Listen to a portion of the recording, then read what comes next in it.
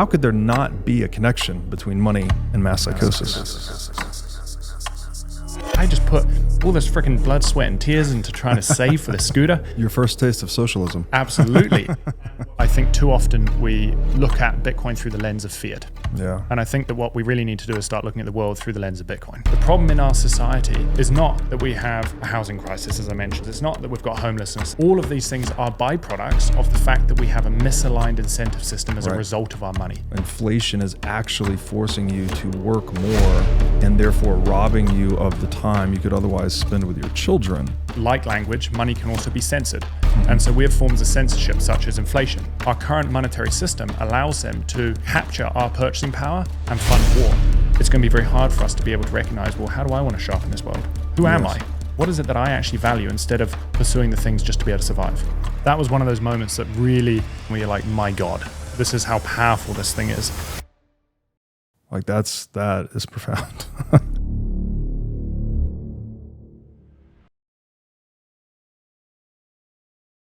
Hey everybody, welcome to the What is Money Show. I am thrilled to have you here joining me on my mission to help shine light on the corruption of money.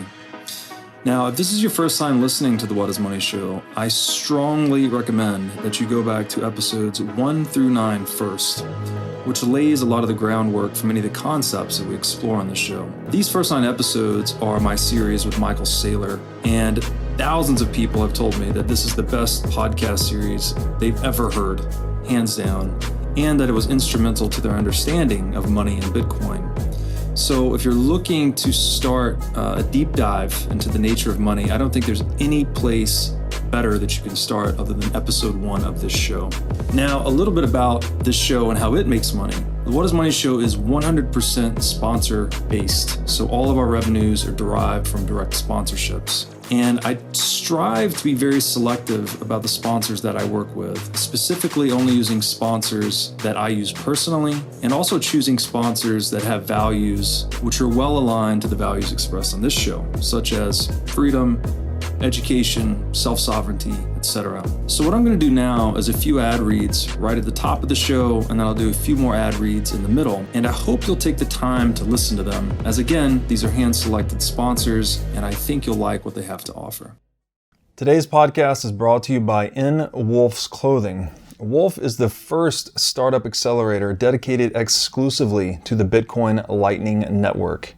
4 times per year, Wolf brings teams from around the world to New York City to work with like-minded entrepreneurs, pushing the boundaries of what's possible with Bitcoin and Lightning.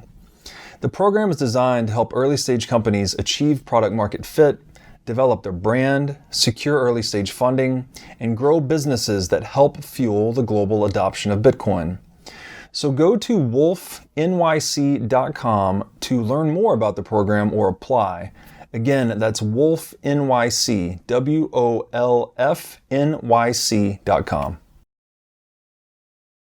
Seb Bunney, welcome to the What is Money Show. Honestly, Robert, I feel truly humbled to even have this opportunity because you've been a huge influence in my personal journey.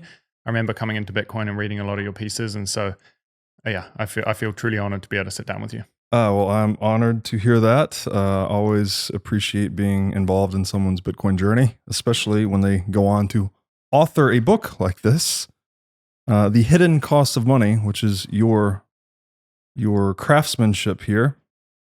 And maybe we could just start there, actually. Who are you, Mr. Seb Bunney? For sure. How did you journey into Bitcoin, and what led you to becoming the author of this book, The Hidden Cost of Money? Absolutely. And you know what, to start, I just want to even mention that I always hugely appreciate your insight on things. And so if there's ever a point which I bring up, feel free to chime in and give your feedback. Although obviously this podcast, more than happy to chat. I also really appreciate your takes on things. So dive in at any always time. Happy to riff. I love riffing. Yeah. So it's always a tough one to know when to start. And I would say actually bringing it all the way back to childhood. I think when it comes to even finding ourselves down this kind of Bitcoin journey, many of our own personal journeys started before Bitcoin even came about. And so in the book, I kind of touch on three different points which have really kind of shaped me and made me realize that money really does influence everything around us. And everything is downstream of money. If our money is broken, it leads to a whole host of other issues throughout society.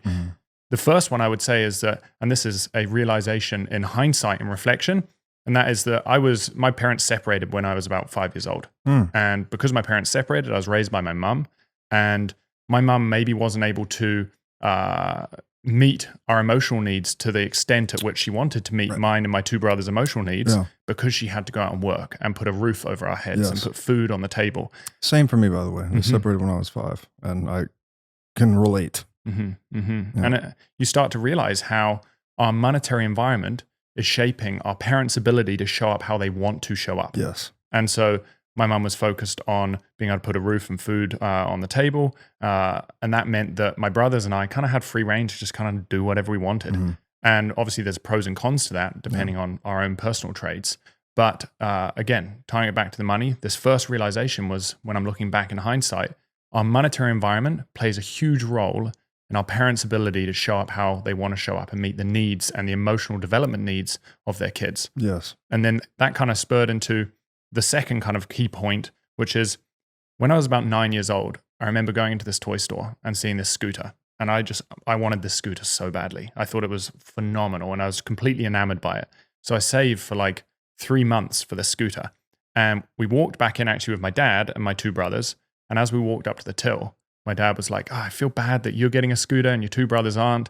And so we ended up buying the scooter for my two brothers while I had to pay for mine. And this devastated me, absolutely devastated me. I was just like, I just put all this freaking blood, sweat, and tears into trying to save for the scooter.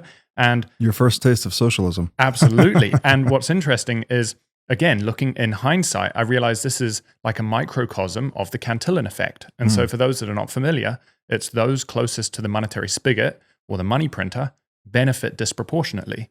On a micro family level, those closest to the money printer, the parent, benefit disproportionately. And I noticed that I wanted to kind of go down the route of mountain biking and go and approach life my own way. And my dad wanted me to be an accountant, a lawyer, and go down more of the academic route. And because of that, we drifted apart. But I started to realize that, again, like, man, our monetary system starts to shape who we are. And this got me questioning. The world felt unfair. Why is the world unfair? And so I think that one event, although obviously it didn't open my eyes to the monetary system, that one event got me questioning, why do things feel unfair? It got me questioning, like, why is the world the way that it is? And I think that ultimately what I really find and appreciate in Bitcoiners is Bitcoiners question. And I think questioning is such a good thing. It's not a negative. We should be questioning why. Why is it this way? Why do we have to deal with the systems the way they are? And then the final event, I would say, is my first true love was mountain biking. When I was about 9 years old, I started to get into mountain biking. And I remember watching all of the mountain bike movies, seeing like the Tiger Woods of the mountain bike world up on the big screen. And I was just fascinated by it. I just wanted to be able to pursue mountain biking in every single area of my life. And so I ended up kind of going down the route of saving to move over to Canada. So I moved over to Canada when I was 14 years old. I started to take my mountain bike qualifications. And then all of a sudden, when I was 15, 16, 17 and working in the industry and teaching, I was working alongside these idols that I was once seeing on the big screen. And what I realized pretty quickly was these idols that are supposedly like, again, the Tiger Woods of the mountain bike world were up to their neck in debt. They were struggling to survive. Most of them were renting. They didn't have assets under their name. And so it made me have to look inwards and realize that if I want to live my best life, if I want to pursue the life that I want to lead, I have to have alternate income streams. Right. And again, it made me realize this is a result of our monetary environment. Our monetary environment is impeding our ability to show up how we want to show up. And so I started diving into real estate. I started looking into how do I create long-term rental properties that can generate income so that it can support my desire to be a mountain bike instructor. And then that led into the financial markets. I started trading an option strategy and futures on value positions. And as we mentioned last night when we were talking at the table, the problem I faced was that I was looking at the world believing we were in this capitalist free market. And I was taking these positions believing that we're in this free market where ultimately value will always rise to the top. The kind of cream rises to the top. And then I realized pretty quickly that this wasn't the case. Unfortunately, I'm taking these positions, and all of a sudden we're having a central bank step in, we're having interest rates cut, we're having stimulus injections, subsidies, and these positions are blowing up and up. And I'm like, what is going on here? This doesn't make any sense. And then that ultimately led me to Bitcoin. It led me to kind of really peel back the layer of our monetary system, because I realized that something was wrong. We were having too much intervention. We didn't live in a free market, which I thought we lived in. And then that led me down the deep rabbit hole of Bitcoin, and I have never left that rabbit hole. That rabbit hole is a deep one. Yeah. Well, we're overjoyed to have you here. It seems you strike me as a very studious, curious person. You said you were basically trying to support your love for mountain biking by figuring out how to diversify your revenue streams and optimize yourself financially, basically, so you could pursue your hobby, or maybe even your passion, it sounds like. When you got into that sphere of economics and markets and whatnot, did you get to the money initially before Bitcoin? Were you like, the money is a problem, and then you discovered Bitcoin? Or was it discovering Bitcoin and then you started asking yourself about the nature of money? Which way did that go for you? It's interesting, because I think that, and we'll dive into this, how money shapes our behavior. But I was obviously unconsciously shaped by my environment, which is our environment is pressuring us to basically try and take what we can from society, get what we can, make as much money as possible. And so in order to be able to pursue mountain biking, I was thinking about, okay, how do I maximize my investment potential so that I have income streams? So I wasn't necessarily thinking about money below the surface and how money influenced us. It wasn't until I dove into Bitcoin, and then I started to realize that one of my other passions that I didn't mention is that I've always been fascinated by psychology. I went down the route of becoming a therapist, and then decided, actually, is this the path that I wanted to take?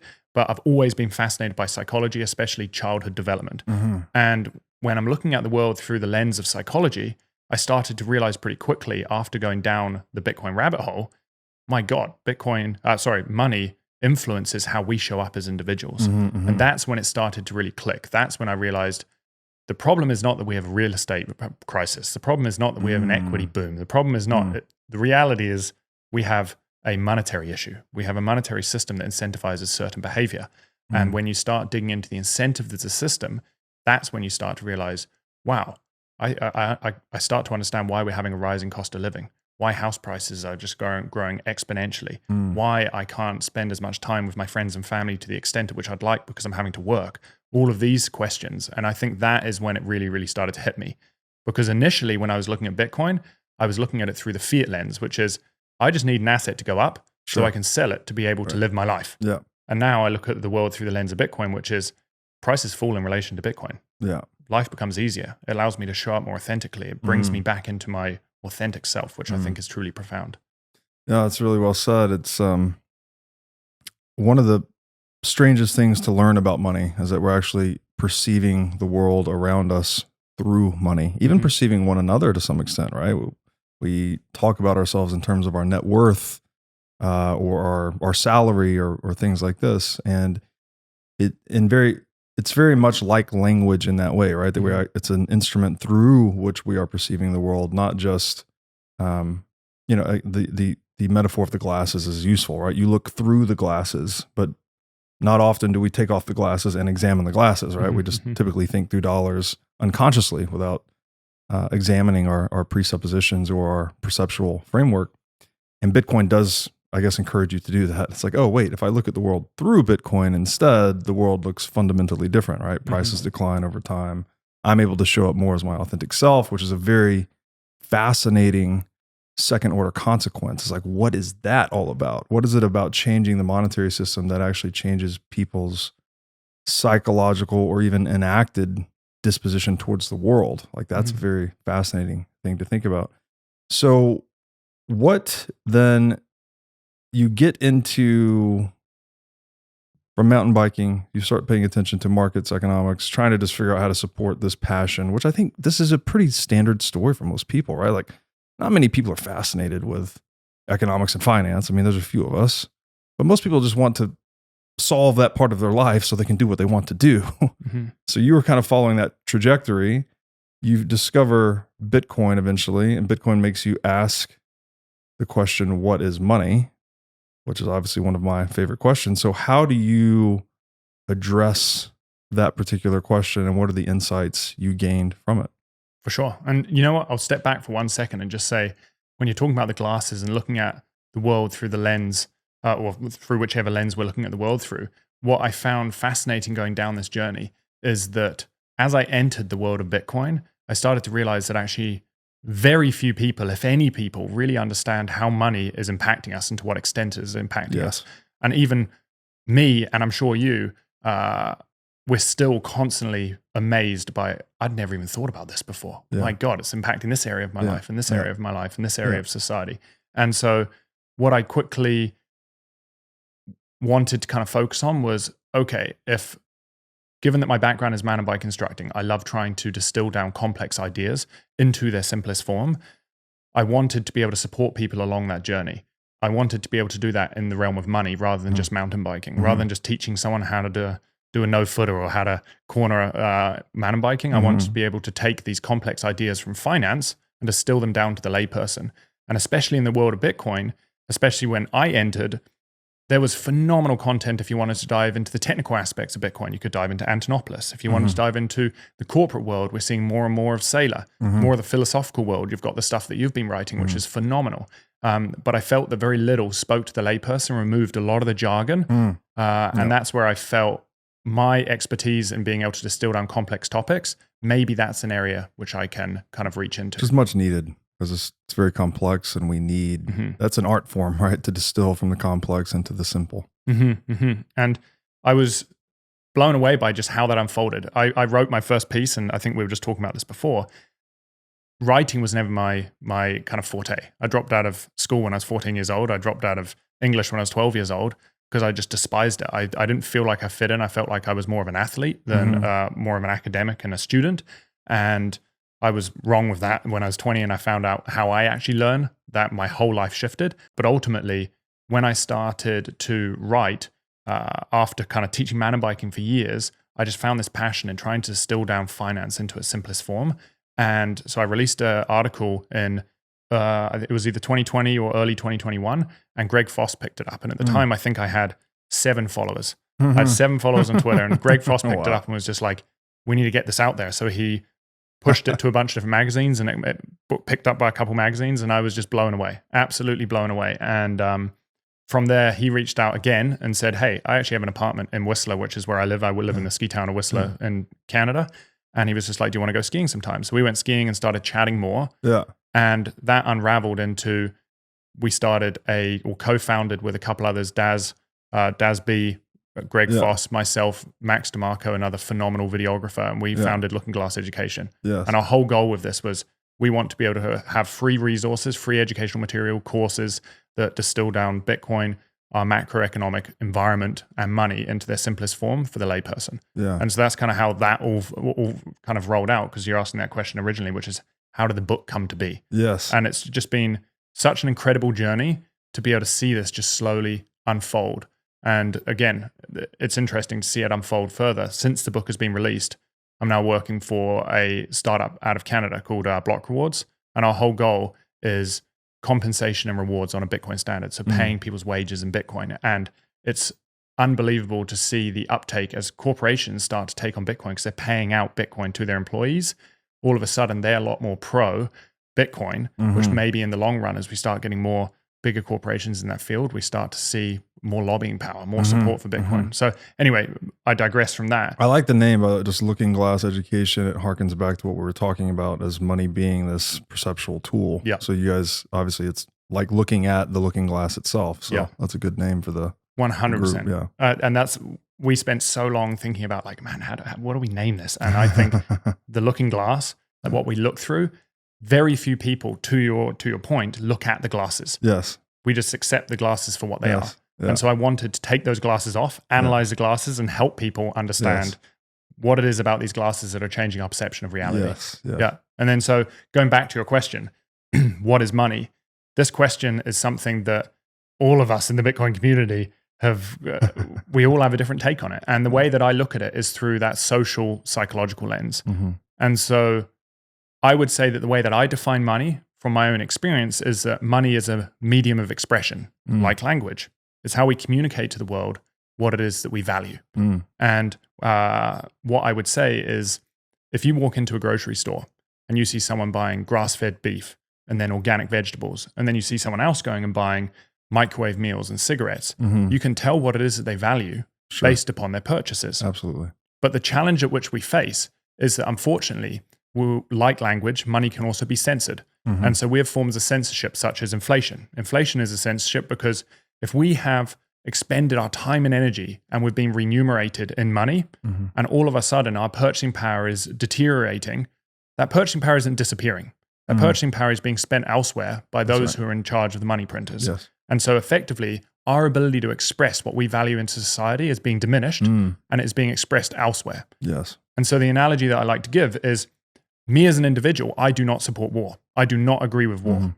But if our government wants to go fund wars endlessly and run deficits to fund wars, our current monetary system allows them to capture our purchasing power and fund war.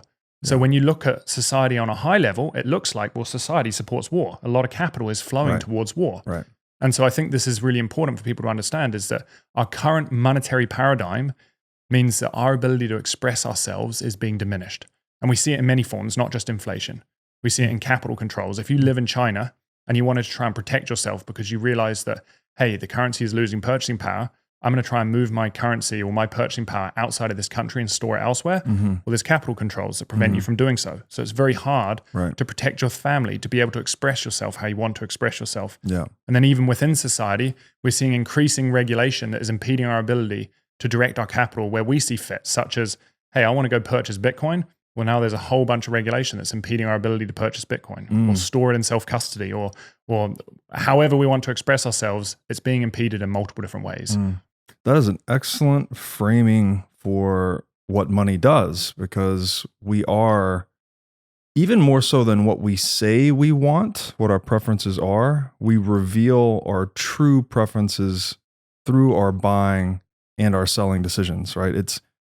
I love the saying, don't tell me what you think, show me what's in your portfolio, right? It's one thing to say you support grass-fed beef or whatever it may be, right? You think it's healthier for human beings. But if you say that and then you go and buy the microwaved meals and the cigarettes, well, then your actions speak louder than your words.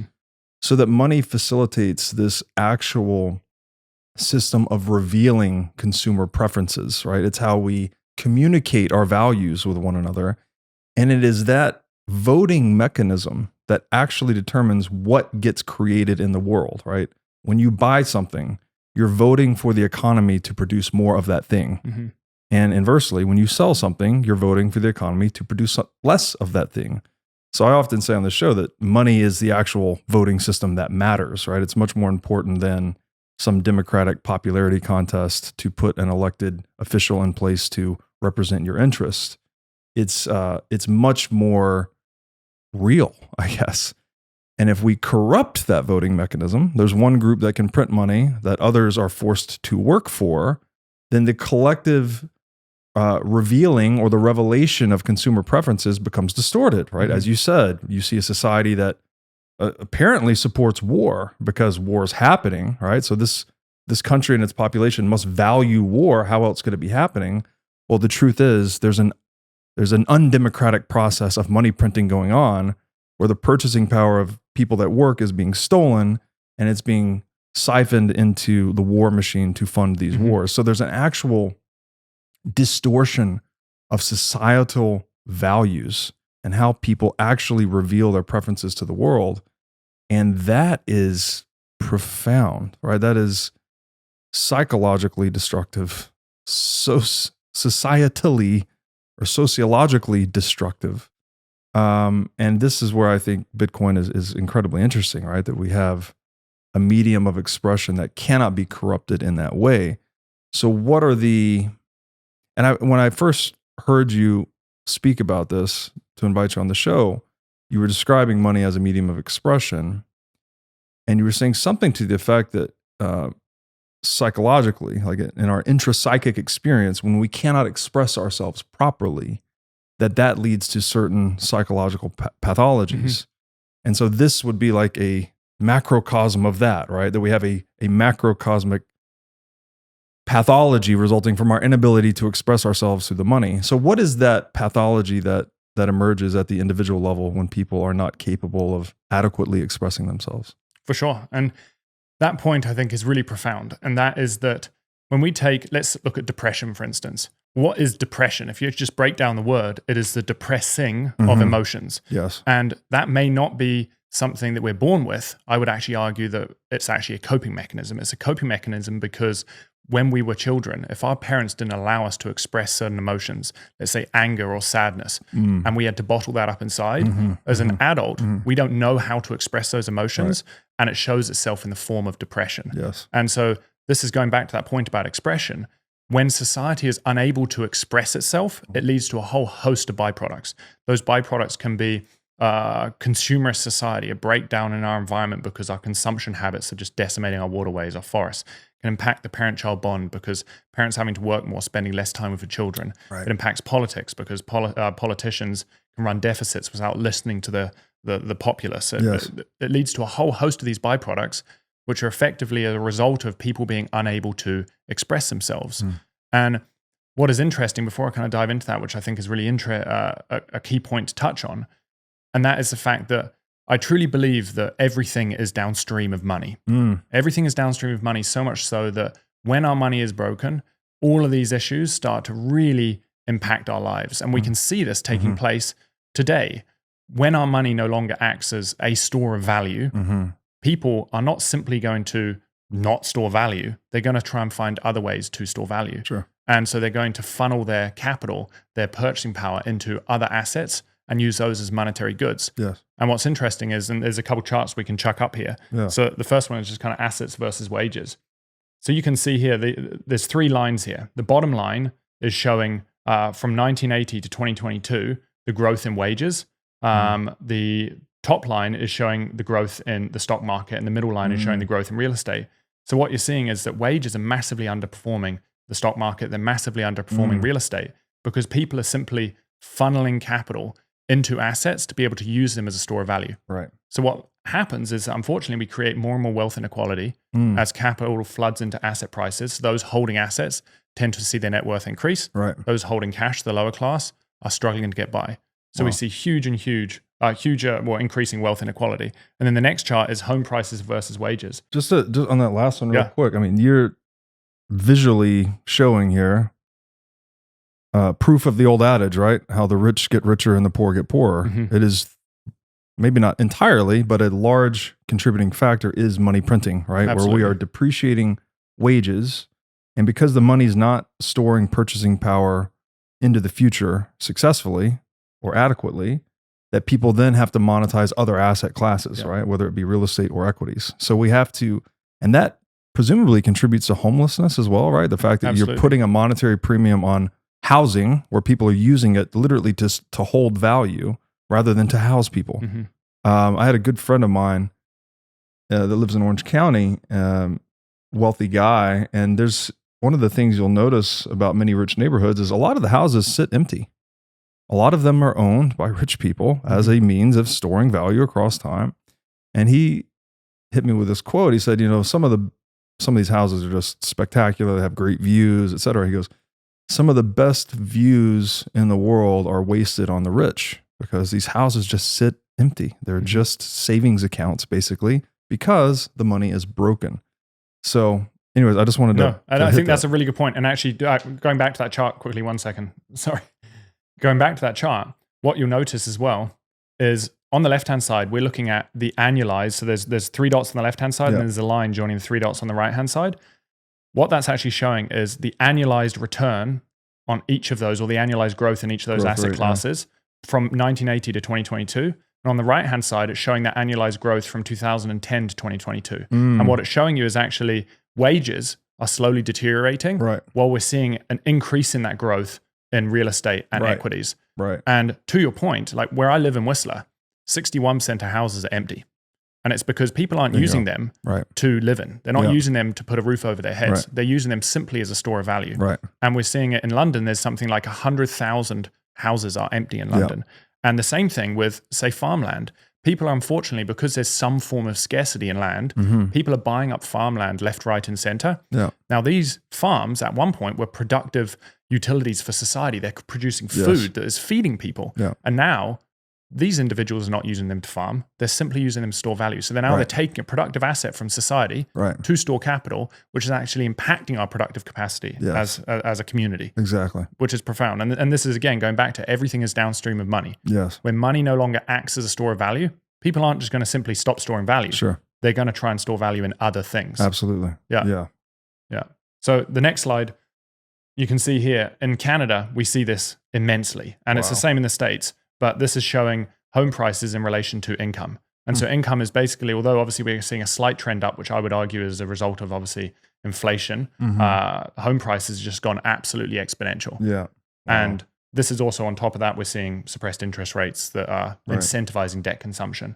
And then the final chart, this is why homes are unaffordable by current generation, right? Yeah. Whereas in the past, you could really, with one income, right? Someone could afford to buy a home, support a family, et cetera. Again, going up Maslow's hierarchy of needs in a way was possible on one income. Now you can't even get a home. You could barely get one on two incomes today. Absolutely. And the next chart perfectly kind of illustrates this, which is you're looking at millennial home ownership. So if you take the baby boomer population, when they were at the average age of 30, they owned something like 30% of the housing market. Right. You look at millennials today at the average age of 30, and they own about 4% of the housing market. Wow. Which just highlights that it's totally infeasible for the average person to be able to enter the housing market. Right. When you're looking at Canada, I would even say more specific, the Sea to Sky Highway, which is from Vancouver up to Whistler, where I live. Drive. It's an incredible drive. Yeah. And that area, the average house is around $2.5 million, while the average income is around $35,000 to $50,000. Wow. So you're looking at between 50 to 100 times the house price to wage ratio. Wow. Whereas when you're looking at the national average over the last 100 years, we're looking at like 6 times, 7 times, like far less. And so it's just become obscene because of our monetary intervention. And this particular chart, I mean, there's little to no other causative factor other than the money printing that's driving this, right? Like this would not, there's no other explanation basically. It's like, this is how it's always been when we have a kind of a normal monetary standard, but when we engage in the money printing, all of a sudden the youth cannot get a toehold in the economic hierarchy, right? They can't get a home. It's hard to get ahead. And then you end up with, we've gone from, you said 30% to 4% home ownership among that age cohort. I mean, that's terrible, right? The nihilism that must come with this, right? If you're in your 30s and you've just found your identity, you're probably just getting started in your career, maybe you have a significant other and you're ready to start a family or at least start exploring that idea. Well, that's damn near impossible if you can't even own a home. And I think that gets back to what you're saying too, how it impacts not only the parent-child bond, but even the possibility of having a child in the first place if you can't get the home. Yeah, absolutely. No, I wholeheartedly agree. And it's interesting because I think that a lot of people, they wonder, well, why is this happening? Why are we experiencing what it is that we're experiencing? And the way that I kind of tend to look at it, and the individual who helped me a lot in understanding this is there's a bond trader, and he didn't help me personally. He's just a phenomenal individual in terms of the content he puts out. His name is Lacey Hunt. He's a phenomenal bond trader. And he talks about kind of the 4 factors of production in society, which are land, labor, capital, and enterprise. And if you think about these, you've got land that, and when I should say the 4 factors of production, you can think of it, these four levers make up our society. They make up our economy. So we got land. That's all of our natural resources. That's the oil in the ground. That's the logs. That's the minerals. You've then got labor. That's our productive capacity, our ability to add value to society through our sweat and our tears. And then you've got capital. That is capital's ability to buy goods, to be able to buy services, to be able to buy things to help the production of goods and services.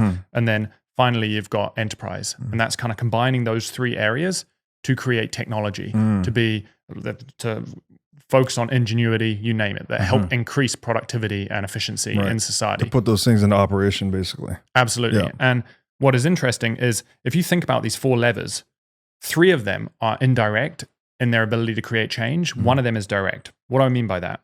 Well, if we think about land, if we want to kind of create change in our economy, well, we've got to find more resources. The problem is we face immense amounts of red tape today trying to be able to obtain resources. Not only that, but we've scoured kind of to the ends of this earth all of our easy pockets of resources. So it's very rare that we're going to find a large resource base that's going to drastically change the world around us. If we think about the last kind of time this really happened, I believe in the 1850s during the gold rush in California found that people realized there was a ton of gold, which actually greatly impacted the GDP of the US. But this is rare. It's not like we're going to find 150, 200 tons of gold all of a sudden. Right. So the next one is labor. The challenge we face today is we have a demographic decline. Right. We have populations aging. When you look at countries like China is meant to see their population half up until 2050. That's insane. We have a huge elderly population, which as people start to retire, they're not adding productive value back into the economy. So then what about all of this debt? Who's going to be paying and supporting this debt? Right. So you start with to have a very burdensome society that's kind of built upon a very small labor workforce. Right. And then you look at, say, the US. The US had its slowest population growth rate in the last 100 years last year. And then you look at Canada. Canada is meant to see over the next 10 years a 60% increase in people 60 and above, only a 10% increase in people 60 and below. And so we're getting these aging workforces. So, well, if we want to kind of create change in that area, well, we've got to have more kids. We can't do that. That takes time. It takes a long time to be able to lower the average age of the workforce. Right. So, well, that's kind of out of the question. So what about enterprise?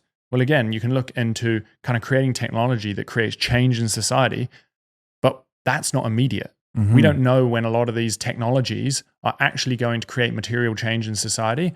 And many times we're betting on technology to create change. Right.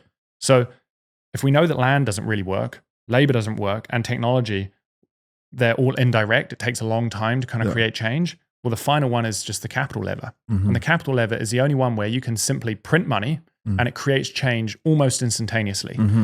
So unfortunately, the incentive of our system has been that over the last however many 50, 100, 200 plus years, those in positions of power have been incentivized to pull that lever. And they've recognized that if they pull that lever, they can create change because the other levers are incredibly hard. So over time, we've seen money centralize and we've seen that monetary lever be pulled over and over and over again.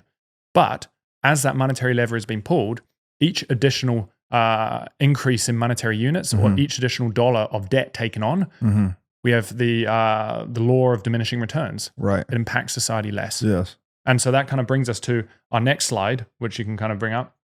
And this is kind of I just want to hit real quick that this is the drug-like nature of printing money, right? That you're printing money, but you're not actually creating any new goods or services. You're actually drawing down the existing capital stock, right? You're stimulating the economy is the term. They actually use the term stimulating, right? This is the drug term. It's a stimulant. However, there's as with any drug on a normal organism, right? There's a hangover. There's a something after the experience, and in this case, it's the misallocation of capital, the sowing of the seeds for future economic recession. And we've just been addicted to this money printing, right? And we've been doing it for a really long time, but especially at an accelerating rate over the past 50 years. So we keep trying to buy more time by printing exponentially more money, but we're getting diminishing returns, just like the alcoholic that's chasing the high, right? You know, trying to drink the next drink and ultimately setting up a horrible hangover. I absolutely couldn't agree more. And you know what? This chart, again, illustrates it perfectly, where you're looking at the black line is showing the 2007 to 2008 average of what $1 of debt, how that dollar impacted GDP. So you can see, let's take China, for instance. $1 of debt impacted GDP by about 70 cents from 2007 to 2008.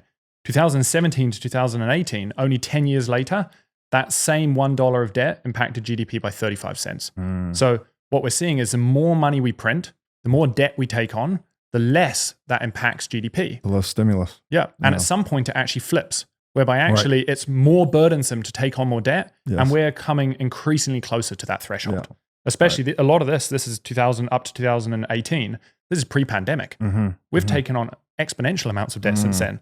So I'd like to see an updated chart of this, but you can even see just all reporting countries globally, we've seen a 17% decline in just 10 years of debt's ability to create change in the economy, which I think is fascinating. But I don't think those in positions of power, central bankers, recognize to what extent their money is going less far. So there's no longer making the change that once did. Well, they themselves are addicted to the money printing too, right? It's what pays the bills, so Absolutely. to speak. Yeah.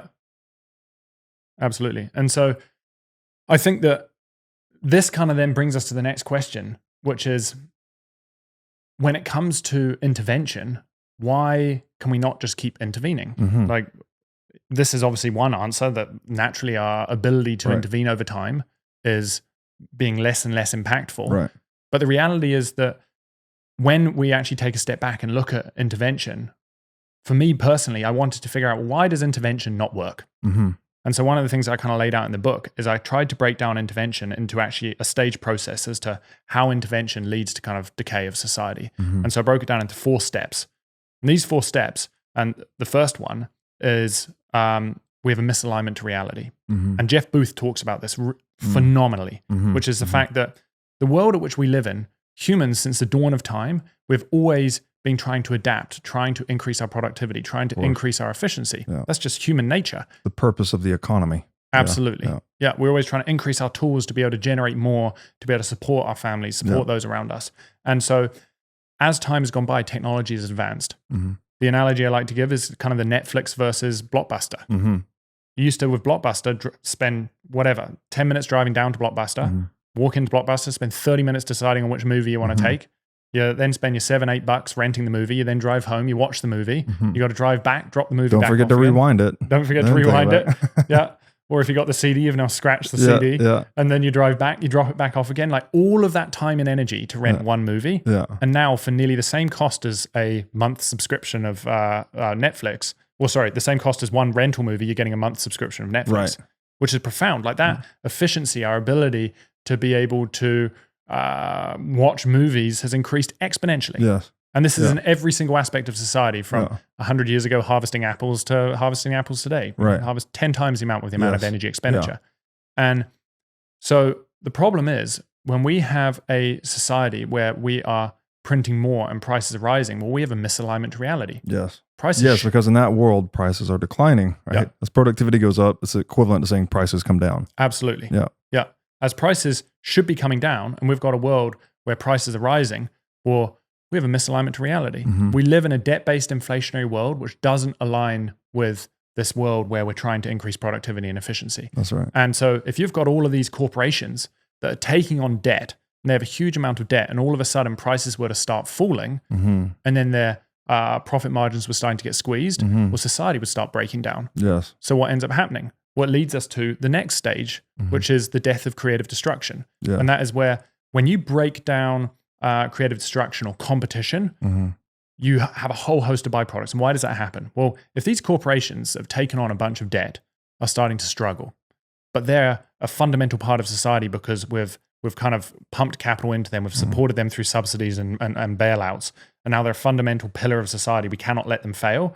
If all of a sudden we're pumping capital into these companies in order to be able to force them to survive, then that breaks down competition. Yes. You're not allowing the free market to compete. You're not allowing value to rise up. You're actually supporting fiscal irresponsibility. Yeah. You're supporting unproductive companies. And so this breakdown in competition, then you end up with a very unproductive society where capital is flowing towards businesses that should not exist. Exactly. And the point of them being zombie companies, right? Where they actually produce no good for society anymore, but they're kept on life support through monetary intervention, which is basically theft, right? Like, you're stealing from those that are productive to support these companies that are non-productive. And if that's not a perversion of incentives, then I don't know what is. No, I couldn't agree more. And when you start diving into this, you then start realizing, okay, well, we've got this misalignment to reality, and now we're impeding competition. So the next stage is that, well, now we have cash flow distortion, which is going back to our analogy of money as a medium of expression. If we want to be able to express ourselves and direct our capital where we see fit, where value is being created in society, well, when you're having a bunch of corporations survive that should not exist, all of a sudden capital is flowing towards areas of the economy that it naturally would not flow to. Right. So we see capital flowing towards businesses that are proving fiscal irresponsibility. They should not exist. 2008 should have wiped out a large portion of businesses because they were incredibly fiscally irresponsible. They went into a economic crises with very little cash position on their balance sheet to be able to support themselves. Yeah. They were not thinking ahead. They were relying on stimulus. They were relying on subsidies and bailouts. Yeah. And so naturally, capital starts flooding towards the area of the economy that maybe would not see that capital in a free market. Yeah. And then that leads us to the final stage, which is decision-making impairment. How, as individuals, and although obviously I don't agree with central planners, but we have central planners. So how, as central planners and individuals, can we make effective decisions if we don't know who is offering value, who's not offering value, which companies should survive, which companies shouldn't survive? We have no understanding about the actual functionality of our society and how it should be naturally functioning. And the analogy that I like to think about is in a relationship is about communication. If you don't know what your partner's needs are and they don't know what yours are, how can you expect that relationship to survive? And that's the reality that we have with our economy. We don't know anything about our economy because we're constantly intervening, which is masking our ability to read our economy. Yes. No, that's wonderfully said. Again, back to prices revealing the actual preferences of consumers. If those preferences are being distorted through monetary intervention, then we don't know what people actually want. And this is actually how the Austrians define the misallocation of capital, is that there's a certain configuration of preferences in the world. There's what people want to exist, and the people that have the wherewithal to pay for the things that they want to exist, there's a certain configuration of that.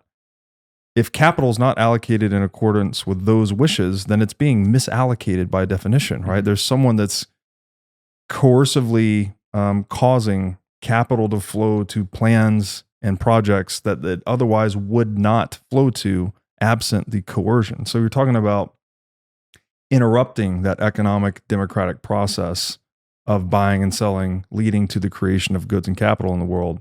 It no longer, what we see actually manifest physically in the world is no longer a product of supply and demand. It becomes a product of government policy. And this is the problem, right? We are rewarding the coercion and the intervention, right? People are being paid for non-productive, coercive activity. And when you reward coercion, don't be surprised when you get a world characterized by coercion rather than cooperation. And all of this is rooted in the corruption of the money. 100%. 100%. Forget multivitamins and other supplements. Animal organs are the most nutrient-dense foods on the planet. You can get 100 times more nutrients from organs than you can from muscle meats. But the problem with eating organs is that they are difficult to find in stores, they are difficult to prepare, and even when they are prepared well, they often don't taste great. Thankfully, Heart and Soil Supplements has made consuming organ meats so much easier by providing powderized organs in capsule form. Organ meats include everything your body needs to thrive: vitamins, minerals, peptides, proteins, and growth factors. This is why organ meats were the most prized foods for our ancestors. Fortunately for us, Heart and Soil makes these treasured foods easily accessible. So go to heartandsoil.co today and use discount code BREEDLOVE to get started on your journey to optimal health and vitality. Again, that's heartandsoil.co, discount code BREEDLOVE. Over the past 9 years, I've been going through a pretty serious struggle with my personal health. It started with a sharp pain and stiffness in my hip after a lifting injury, which I later learned was related to some pretty extensive inflammation in my gut. Then I developed an autoimmune issue, and soon I was having joint pain all over, skin irritations, and all kinds of digestive issues. I visited many doctors trying to figure out what was wrong, but none of them were able to help me fix any of my issues. I eventually started to see an energy healer with whom I had some limited success, but it wasn't until I started working with the biohacker Anthony DiClementi last year that I was finally able to start making real progress on my healing journey. Anthony spent a lot of time with me learning about my specific situation and worked with me to adapt a custom health plan to address my needs. Anthony has served as a personal biohacker for celebrities, billionaires, and professional athletes all over the world. Besides helping people like me overcome health issues, Anthony and his world-class medical team also help guys that just want to optimize their cognitive performance, guys that want to pack on some muscle, and guys that just want to get shredded. Anthony keeps a tight book of business and is selective about the clients he brings on. To apply for Anthony's biohacking services, text Breedlove to 847-943-7221. Again, To apply for Anthony's biohacking services, just text Breedlove to 847-943-7221. It's interesting. I was thinking about it last night, which is this kind of the analogy of kind of the dam and the river. Naturally, water takes the path of least resistance. And when you go and dam that river, all of a sudden you're impeding water's ability to flow to where it naturally would flow to. And this leads to a whole host of other issues. So you see it on, say, the Colorado River, where there's now a bunch of these lower states that are now basically just desert and barren, which at some point were forests that were flourishing because we've dammed that river, which has impeded water to flow to where we want it to go. And instead, those who have dammed the river are choosing where that water flows to. So it artificially supports areas of the economy or areas that otherwise would not see that water. And I like talking about this, why intervention doesn't work. There's so many phenomenal analogies about examples of when we have intervened. And so I'll touch on a couple just because I think it really hits home. The first one I touch on, which I touched on in the book, is kind of the cobra issue in India. And I'm trying to remember exactly when it was. It was quite a while ago. I think around like 100 years ago or so. They basically had a huge cobra population. And this cobra population was deadly. People were dying. It was killing animals. And so the government decided, you know what, we're going to put a reward for those that bring a cobra to us. If you bring a dead cobra to us, we're going to give you a reward. So what ended up happening? Well, you've misaligned the incentives so that people started farming cobras. They started to breed cobras. And all of a sudden, when the government realized, man, there are so many cobras coming in. Oh my God, people are breeding cobras. We need to stop this program. What did all the farmers do? They released all the cobras that they've been breeding, and now there's more cobras. And so the problem is, I think humans, we like to think of our ability to think ahead, but unfortunately, we're talking about an economy that is an incredibly complex adaptive system. It is so incredibly complex. Our ability to be able to think second, third, fourth order effects is so hard. So I would say that we are naive in our understanding of how our economy works, and we're naive in our ability to anticipate what our impact or our intervention may produce. It's hubris to think that the economy is like a machine that we can somehow manipulate with levers and pulleys and buttons, when in reality it's this complex adaptive system. And the best way to deal with that is to let the individuals that have knowledge and specific context deal with changes in that reality, right? And that's what capitalism basically is, right? That the individual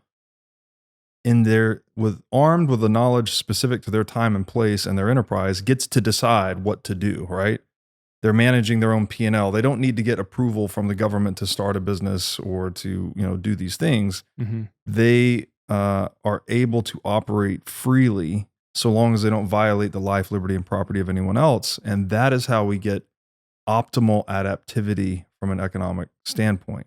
Whereas if you try to do it with a central planning committee, you have to pass all of this information up for approval, and it has to come back down. And by the time that information comes down, it's lost its relevance.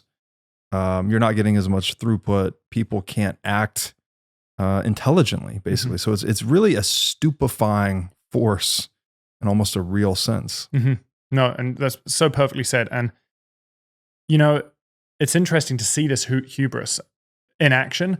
There was a book that I read a while back, and I can't quite remember the facts. So just focus on more of the narrative than the facts themselves. But there was something like Nike wanted to go and support one of the African nations because it realized, man, there's so many people walking around with no shoes on, and all of the issues they could have, cut their feet, and all of a sudden you got tetanus and you name it. So they donated something like 200,000, 300,000 pairs of shoes to this small little African nation. So what ended up happening? Well, everyone was pretty pumped. They got free shoes. But because they got free shoes, they were not buying shoes from the local shoemakers. So the shoemakers all of a sudden went under because they were not receiving capital. And then 6 months, a year down the line, once those shoes that Nike had given them had worn out, well, then people were stuck. They couldn't go and purchase shoes. Now they relied on intervention. Now they're relying on that subsidy from an external influence. Right. And so again, I think we as humans, I think many times we even if we're not necessarily being naive or trying to intervene in we need to do this, we have to do this. We may be trying to be generous. We may be trying to support others, but unfortunately, we are actually impacting another entity's ability to fend for itself. That's right. Another entity's ability to adapt to the environment around them. Yeah, creating the unintended consequences. Yeah. Right. And it harkens back to that drug analogy again. Once you develop a dependence on something external, right, or some exogenous source or solution to your problem. Well, it goes to the old adage, right? You give a man a fish, he eats for a day. You teach a man to fish, he eats for a lifetime. If you remove the economy's ability to, proverbially fish, it's not enough to just give them a fish. You're just making them dependent on the handout, which some would argue maybe some states actually want. But it's definitely, again, inhibiting the adaptive response that an economy can have for itself when it becomes dependent in that way. And talking about that adaptive response, it's fascinating because we're obviously talking about an economy in this instance, but then you asked me a question a little while back and we kind of went off on a bit of a tangent, which was, how does money impact us as the individual and our behavior? And there's kind of course, there's countless areas at which we could touch on, but there's kind of three main areas that I think people kind of tend to resonate with, especially Bitcoiners. And the first one of that is kind of time preference. When we think about money impacting how we're showing up, the easiest to understand is time preference. And that is, for those that are unfamiliar, if you have a high time preference, you're focused on meeting your immediate needs, being impulsive. What is it that I want right now? Whereas if you have that low time preference, you're thinking forward into the future. You're thinking about that security and prosperity. How do I set myself up so that I can lead my best life? And the challenge with our current monetary paradigm is the fact that because our money is losing value over time, our cost of living is rising, it's becoming harder to get by. We have a very extractive society. People are trying to get what they can while they still can. So people are very impulsive. I need to do what I can. I need to make as much money as I can. I need to take risk. I need to do whatever I can to be able to support my family, myself, just to get by. And so unfortunately, we're incentivizing, or the monetary system is incentivizing a high time preference. People are very impulsive. We're not thinking about the long-term prosperity of the world around us, ourselves, our family. We're just trying to survive in this present moment. And I think that most of us have felt that at some point. Before I even came into Bitcoin, I noticed that I was trying to figure out ways to make as much money as possible just so I could pursue the life that I wanted to live. Which then kind of leads me to that kind of the second point, which is the meaninglessness and apathy. And the challenge we face with today is we have the highest rates of suicide. We have the highest rates of drug addiction, nihilism, you name it, depression, anxiety. And many of these reasons is because when people cannot plan for the future, when people cannot set goals, because let's say you want to go and buy a house, but you actually don't know what the cost of that house is going to be in 1 year's time, 3 years' time, 5 years' time. It's very hard for people to think about what their future life may look like. And so I think that we're falling into meaninglessness. We're falling into apathy because we're not able to plan. We can't think about the future. And in psychology, there's a term called locus of control. And there's a lot of studies on this. And basically it's a spectrum, but on the one end of the spectrum, you've got an external locus of control, which is where you don't believe you have control over your direction, your path. You believe it is externally governed, whether that is the government giving you stimulus checks, whether that is your job choosing how much you're going to get a pay raise, what you're paid. People believe that, hey, I don't have any control over my path. And people with an external locus of control tend to have much lower confidence, much worse health outcomes, much lower life expectancy. And then you have the other end of the spectrum, which is an internal locus of control. People that believe, hey, I have control over my future. If I want to go pursue something, if I want to go buy a house, if I want to change jobs, then I feel confident that I can put my energy into these things and that is going to happen. People with an internal locus of control have the inverse. They have much higher life expectancy, greater health outcomes, greater confidence, longer relationships. And there's a lot of studies that dive into this. And our monetary environment, because it's setting us up for this meaninglessness, this unproductiveness, because unfortunately we don't know how to get by. People are slowly shifting towards that external locus of control. And this isn't something that's fixed as well. It is very much variable based upon our environment. We are a product of our environment. And you'll see people, they go through periods of their life where, they're kind of just at the whim of life. And then all of a sudden they have a shift. And we see that with a lot of Bitcoiners. They have a shift where all of a sudden it's like, hey, everything is falling in relation to Bitcoin. Things are getting cheaper. Maybe I can have kids. Maybe I can lead life. Dude, that is such a great framing too, to explore the nature of really human psychology and incentives, because the visual that comes to mind is like, there's a dynamic tension that's trying to determine where the locus of control actually is, right? It's not a static thing. If you're in very desperate conditions, right? If you're stripped naked and dumped into the jungle in the middle of the night, well, then all of a sudden your locus of control is pretty external, right? It's like the next jaguar that comes around the corner is going to be, controlling what you're doing, right? Whether you're running or defending yourself, whatever it may be. Whereas if you're in a more civilized situation, right? You're in your home, you've got food, you've got shelter, you've got books, you've got communications, you've got vehicles.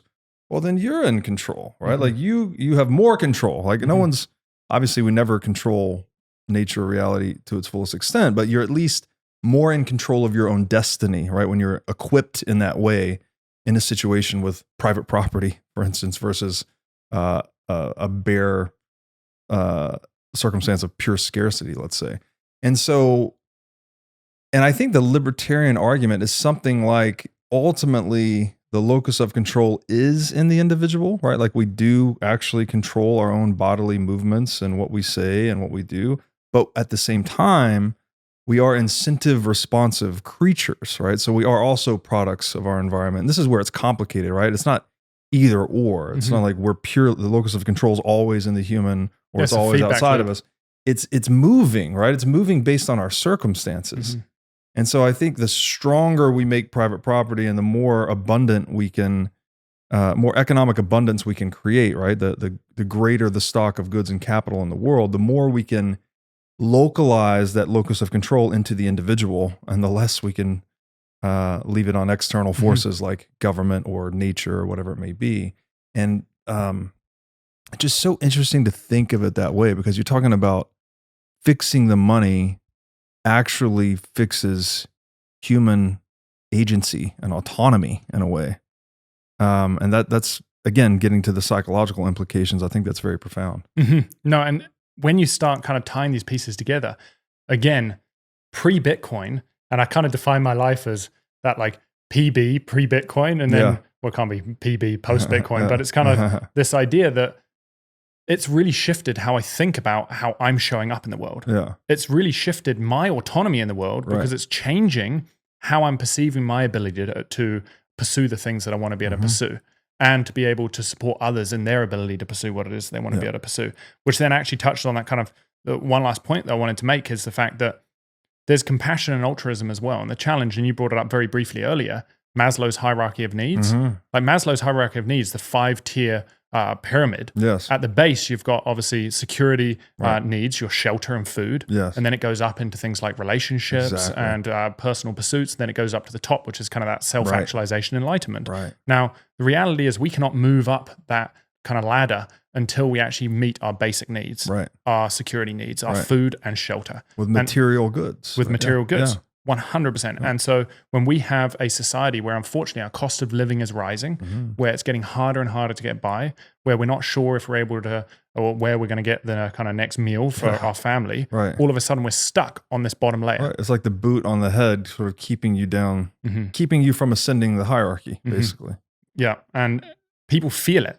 And they feel it. And even if that is an unconscious feeling, unfortunately it impedes people's ability to show up and give back to society. Their ability to be able to contribute and be more altruistic. And to be their authentic selves, as you said earlier. To be their authentic selves. And so this is where I think, unfortunately, we have a society that's stuck on that bottom rung, or where the majority of people are stuck on that bottom rung, which is impacting their ability to show up in their community, show up with their family. And so it goes back to that first point, the time preference, we're being impulsive, trying to meet our immediate needs. And so to that point, which you'd also made, unfortunately, because our money is losing value, everything is shifting externally. And so people now believe happiness is this external thing. If I just purchase the next car, the next pair of shoes, the next watch, I'm going to be happy. I'm going to be happy when? And the reality is happiness is not external. Happiness is an internal state of mind. But until we have the time and the ability to sit back and actually reflect on ourselves and look inwards, which our current society does not allow because of our financial pressures, or it's very hard to, it's going to be very hard for us to be able to recognize, well, how do I want to show up in this world? Who am I? What is it that I actually value, instead of pursuing the things just to be able to survive? Yeah, that's wonderful. It's almost like money is one of the ultimate means to an end, right? It's very multi-purpose in its applicability, right? You can use money to obtain anything that anyone in the marketplace can give to you, whether that's a good or a service. But when money is corrupted in this way, right, it's centrally planned, that we start to confuse money as an end rather than a means, right? We start to pursue money for money's sake because I guess the money's not working basically, right? It's like you're constantly running this race against inflation, right? You have this monster at your back called inflation eating your purchasing power. So you need to accumulate more money, more money, more money, more money. And that gets people so myopically focused on obtaining more money that they actually start to think, well, that is the end in itself, right? This is the key to happiness. And you start to blur out or de-emphasize all the rest of the world, which is actually how you get to happiness, right? Which is, adding value to the lives of other people, building a family, being involved in community, taking care of your health, taking care of those around you. Like these are the more traditional means of happiness, and money was, or more traditional elements of happiness, and money was just a means to really getting to those things. But in fiat world, there's an inversion, right? And it seems tied to all these other inversions we're talking about, where fiat money is debt-based, right? So we've inverted what that means. Like, well, money is supposed to be an extinguisher of debt. How can money be debt-based? When we invert that economic principle in our money, we start to invert the means-end relationship that money gives us psychologically. And that creates a lot of confusion and a lot of social instability and a lot of social sicknesses and pathologies that we see. And so, yeah, it seems to me like it's almost hard to overstate how pervasive the corruption of money is in our lives, really. Like it hits us at every level, right? It's economic, it's psychological, it's sociological, et cetera. No, and what comes to mind as you're saying that is one of probably the most impactful podcast series I've ever listened to is your one with Michael Saylor. I think it may have been one of your first one, is Money. Yeah. And he talked about how money is effectively a battery that stores our time and energy, given that obviously we're remunerated when we spend our time and energy putting into work to be able to support something else in society being productive. We're remunerated in the form of money. It's a store of our time and energy. And we're able to spend that time and energy elsewhere at a later date. But unfortunately, we're now too focused on freaking just accumulating batteries. So we're just like, I just want more and more money. Because the batteries are leaking so rapidly. Absolutely. Yeah. And it's distorting all of the incentives. And I think that this is where this book, the original name for the book was Realigning Incentives, but I thought it was a little too obscure. Yeah. But I truly believe that unfortunately, the problem in our society is not that we have a housing crisis, as I mentioned. It's not that we've had equity bubbles. It's not that we've got homelessness. It's not. All of these things are byproducts of the fact that we have a misaligned incentive system as a result of our money. Yes. No, it's wonderfully said. And again, I mean, maybe one more metaphor. I don't know if this is a metaphor or this is something that's a little more ontologically true. We are interconnecting our minds in the marketplace, right? Through money, also through language, but money has been called the language of value or the language of human action. So if you'd call money maybe something like a neurotransmitter in that metaphor, well, if the neurotransmitter is not carrying information, then you're not going to have a coherent collective mind that is a marketplace, right? It becomes confused. It becomes sick, basically. And it goes to war with itself, and it creates fake news and propaganda to try to confuse other parts of itself. And it's, the same as if you had some type of actual psychopathology where, say, your neurotransmitters weren't working inside of your brain. Well, you couldn't function in the real world. And so I just think in terms of fractals a lot. Like I'm very influenced by Mandelbrot and others that have written about it. And it seems to me like you create these, when you corrupt the basic pattern, either at the local level, like if we were all crazy and we had some sickness, right? If we all had lead poisoning and our minds weren't working, we probably wouldn't create a functional economy, right? So the macro would affect the macro. But I think the macro can also affect the micro, where if we create broken money, as you're saying, that it can corrupt us psychologically, individually, and cause us to be confused and exhibit all of these pathological qualities. So anyway, it's just, no, and it goes this is back one of the to trickiest things to say in Bitcoin because I don't exactly know how to say it. I think we're all trying to say it. It's like we've sort of crystallized it into fix the money, fix the world. But that's a pretty radical statement, right? And to back that up and unpack that seems to be like what a lot of us Bitcoiners are trying to do. No, and I think going back to that idea that money is the economy is a complex adaptive system. I think sometimes we're always people want an explanation that is black or white. It is this way or it is that way. And unfortunately, our economy is so complex. And if you tinker with one little point of that area of the economy, it has repercussions across the whole of the economy. And going back to money, well, money is just, it's a medium of communication amongst society. And so when you have a broken form of communication, when the lines of communication are broken, how do you expect society to be able to make important decisions? How do you expect businessmen to be able to start a business? Because they don't know where value is being created in society. They don't know what society wants. Businesses that are offering like poor quality products are still seeing capital flowing their way. And so unfortunately, you see the core, the root, the life force of society start to break down when you have poor forms of communication. So in an attempt to try to like bring this abstract, it's abstract when we talk about it, right? We're talking about the money and the financial system and how it influences us psychologically. And in the attempt to bring that down to earth and make it real and visceral for people, I really liked how you focused on how money might impact our health or even the parent-child bond. I thought this was very profound. This is something a lot of people can relate to, right? We have, well, there's a lot of health issues going on in the world today, from addiction, autoimmune disease, etc. There's a big kind of counter movement against that, with people going back towards ancestral diets, away from, modern fiat foods. And then also, well, everyone that's a parent can obviously relate to the parent-child bond issues, where, inflation is actually forcing you to work more and therefore robbing you of the time you could otherwise spend with your children. How can we look at this dynamic of corrupt money in a way that can sort of bring it down to earth for people through the lens of health and the parent-child bond? This is probably one of my favorite areas to discuss.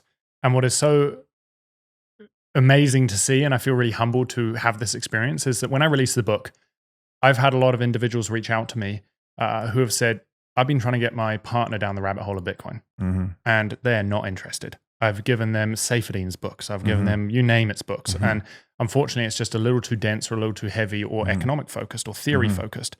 And ultimately, I think in order to be able to support people, you need to be able to meet them where they're at. And so when you can bring money down to the social layer, when we can understand how it's impacting us personally, behaviorally, in our relationships, that's when it becomes relatable. And so the first thing I'll start with is money is the number one stressor globally. In the States, it's something like 76% of individuals face monetary stress. And it is in relationships, it's the number 2 leading cause of divorce. I believe that. And that's behind kind of adultery. And so when you think about money being kind of this number one cause of stress, and that stress is felt viscerally throughout the body. When we're stressed, we emit stress hormones that impact our health, our ability to focus on the present. We're stuck in the past. Well, this leads to a huge impact on our relationships, whether that's with ourselves or with our kids. And so I'll bring up the next chart there. Yeah, so this is showing Canada, but it's the same in the States. It's the same in Japan. It's the same in most countries. On the left-hand side, on the black, you are seeing 1976, and the gray you're looking at, I think it's 2015. What we've seen is dual earner households have seen a doubling since 1976 to 2015, while single earner households have seen a halving. Wow. And so in 1976, just post the departure off the gold standard, even as an individual wanting to support their family, and that includes even your partner, to be able to buy a house, to be able to buy a car, maybe go on 1 or 2 holidays a year, that was somewhat possible. Today, that is almost impossible. There are very few single earner households today. And so as a result of our money losing purchasing power, causing the cost of living to increase, causing house prices to rise exponentially, you're now having both parents having to go out and work. So if both parents having to go out and work, well, that means that's less time with them spending time with their kids. And so kids are spending more time with their peers. Well, the challenge is peer relationships. Yes, there's many benefits to peer relationships, but when peer relationships are effectively our only relationship because our parents are not around, unfortunately, peer relationships are very superficial. When we're kids, we want to look the same, we want to sound the same, we want to have the same mannerisms. So we end up with a society of conformity, a society that starts to lose its cultural sense because people don't know who they are. They don't know how they want to show up. They're simply trying to fit in because our primary need is attachment. We need to attach. We need to be able to survive. Whereas when we think about a relationship with a parent, if your parent is around, well, they're this guiding compass. They're this kind of moral compass that's already been through life and already has a lot more experience. So they can help ground you so that you can individuate. So you can understand, well, who am I and how do I want to show up? Yeah. And so parental relationships are so important at setting that foundation so that when you go and socialize with your peers, you're able to recognize, hey, I'm not trying to hang out with them to sound the same and look the same just because I just want to fit in. Right. I want to show up as I am, and I want to be respected by my friends and my peers. And so having grounding foundational relationships is incredibly important. And not only that, it passes down cultural knowledge. It passes down experience. Right. It passes down how to live off the land, you name it. Yeah. And so I think that as we're seeing a breakdown of the parent-child bond, because parents are having to work more and spending less time with their kids, kids are going and spending more time with their peers. So it's degrading our ability to individuate, our ability to understand who we are and how we show up. Wow. Yeah, it just literally hits home for so many people. And we were at the dinner last night, and the guy that interviewed me, Ovik Roy, was saying how, he's been traveling a lot, and he was trying to re-engineer his life so he could spend more time at home with his 6 and 7-year-old. And the study, or the set of studies that really motivated him for that, were that children are so malleable between the ages of like 5 and 12. But after the age of 12, like when they start to go into puberty, they really become more focused on their peer group as their primary social unit, their primary influence. Whereas the influence of the parent starts to diminish basically at that point, right? They're starting to fly the nest, so to speak. And so the fact that people are forced into jobs, and then kids are being largely forced into state-run schools or daycare, and you're breaking that linkage, that bond between parent and child, is very concerning. And I think we are seeing some counter movements that are optimistic, I guess, like the move towards homeschooling. But again, not to say that this is all monetary caused by money necessarily, but inflation certainly driving up the cost of living is forcing people to work longer hours or become dual income households. Whereas the traditional model of, dad's the breadwinner and mom stays at home with the children, when we compromise that, we're compromising something it's like the cornerstone of society, right? It's the family, the nuclear family. And that seems to be extremely problematic, and I'm sure has many cascading psychological consequences in the lives of both the parents and the children going through that. No, and you bring up a good point, which is this is multifactorial. It's Yes, a complex of adaptive course, system. of And course. so I think sometimes, again, we want the world to be black and white. Yeah. And this isn't the only issue. You've also got social media distorting things and whatnot. But I think given that money is the number one cause of stress, that it is a huge component. Yes. And the interesting point which you brought is our early years very much play a role in shaping who we are. And I would even say there's a lot of evidence to point towards the fact that when we're even in the womb, we're already starting to be impacted by the world around us. Yes. And so let's take money again. Money is number one cause of stress. If our mum, while we are in the womb, is feeling immense amounts of stress, well, all of a sudden she's going to be flooded with stress hormones. So she's going to have cortisol, epinephrine, adrenaline flooding through her body. As those stress hormones flood throughout her body, the baby feels those stress hormones acutely. Right. And what's interesting is if the baby feels too many stress hormones, it creates a hypersensitive nervous system. And so as the baby is born and it enters the world, all of a sudden that hypersensitivity means that it can be stuck in fight, flight, freeze, our stress responses. So let me explain that for a second. Now, we have through evolution, we have our stress responses, fight, flight, freeze. They're our ability to maximize our chances of survival. So let's just focus on one, just so it will make more sense. Let's focus on freeze. So freeze, if we're out in the plains of Africa and all of a sudden we come across a lion, in order to maximize our chances of survival through evolution, it is recognized that, hey, if we slow our breathing rate, we slow our blood flow, stop our digestion, all of a sudden we're going to slow down, impair our ability and our awareness, so much so, hopefully, that lion will pass without noticing us. We're not going to freak out. But the challenge is, if we as individuals have a hypersensitive nervous system and we get stuck in what's called functional freeze, Yeah. which is where we're living our life stuck in a freeze state. Yeah. All of a sudden, if we've got reduced breathing rate, if we've got reduced blood flow, reduced digestion, we're going to impair our ability to absorb nutrients. We're going to impair our ability to sleep. We're going to impair our ability to really explore life to the fullest. And this leads to people with migraines, health issues, all of these things. And so again, money and its stress is impacting us from the moment we're even kind of conceived. Right. And then when we enter that world, the same thing is true.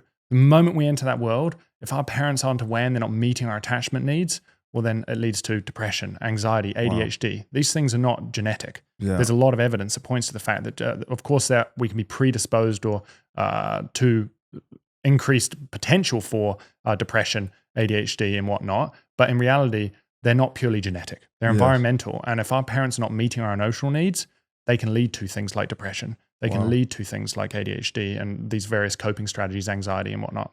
Wow. Yeah. Even when we say things are genetic, we've since learned that, well, epigenetics do play a big role, right? Yeah. So the environment can influence the genes that are turned on and off, I think, in one organism. This word depression, I want to double click on because it has this dual meaning, right? There's psychological depression and then there's economic depression. But I think there's a through line between them. And correct me if I'm wrong, but on psychological depression, it's often related to kind of a loss of hope, a feeling of despair, like an inability to see how one's actions in the present will lead to a better future version of themselves or a future state for themselves. So, when you can, I guess, create conditions in which people can actually take actions that change their future, they can come out of depression, right? You can that's one of the ways to get them out of that funk in a way. And then when you look at economic depression, I think there's, typically would be defined at like a contraction of economic growth, right? A prolonged economic recession. But that too seems to be related to people's inability to relate to their future selves, right? Like there's no hope. I can go to work and save, but it's still not working, right? It's not going to improve my situation. There's no clear pathway for upward social or economic mobility. Therefore, it is a depression in kind of the economic sense, but also depressing at the individual level. So I wonder what you think about the relation of those two terms that we use, depression in both a psychological sense and an economic sense, and what the relation between them is as it pertains to how do individuals relate to themselves across time. No, I think you put that perfectly. And going back to kind of money as a medium of expression, I think that when I think of depression, whether it's on an economic sense or a personal sense, it is that depressing or that suppressing of our ability to show up authentically. And so that expression, we want to be able to express ourselves to our fullest potential, but we are impeded in our ability to do so. And that is the same whether we're talking about the individual or we're talking about the economy. Yeah. And I think that it's a profound idea to think about. It's the same meaning. Yeah. We're still just a complex system of cells or of individuals. Right. So then is that just we almost unconsciously use the same word because it's the same structural, dynamical phenomenon, or at least similar, that we just use the same word, but then we don't think twice about it, right? When you can think of it, to be honest, it's almost a fractal. Like the individual is a much smaller component of the bigger system, right? But we're all the same all the way down. You know what I mean? And it's the experience is the same. When you think of the economy and its ability to express itself, when we have a broken monetary system, all of a sudden you can fall into bouts of depression where the economy is stagnant because it doesn't know how to show up, because all of a sudden money is impeding its ability to express itself how it wants to. You know what I mean? Yeah. And then the opposite of those would also be kind of the same term, because I think the opposite of depression is something like personal growth, personal flourishing. I guess you'd say happiness, but happiness is sort of premised on Peterson talks about this, that a lot of happiness is derived from the feeling of setting a goal and then successfully moving towards it. Like when you actually move towards the goal successfully and you see yourself coming closer to your target, like that's what triggers this, dopaminergic and all these the happiness chemicals basically.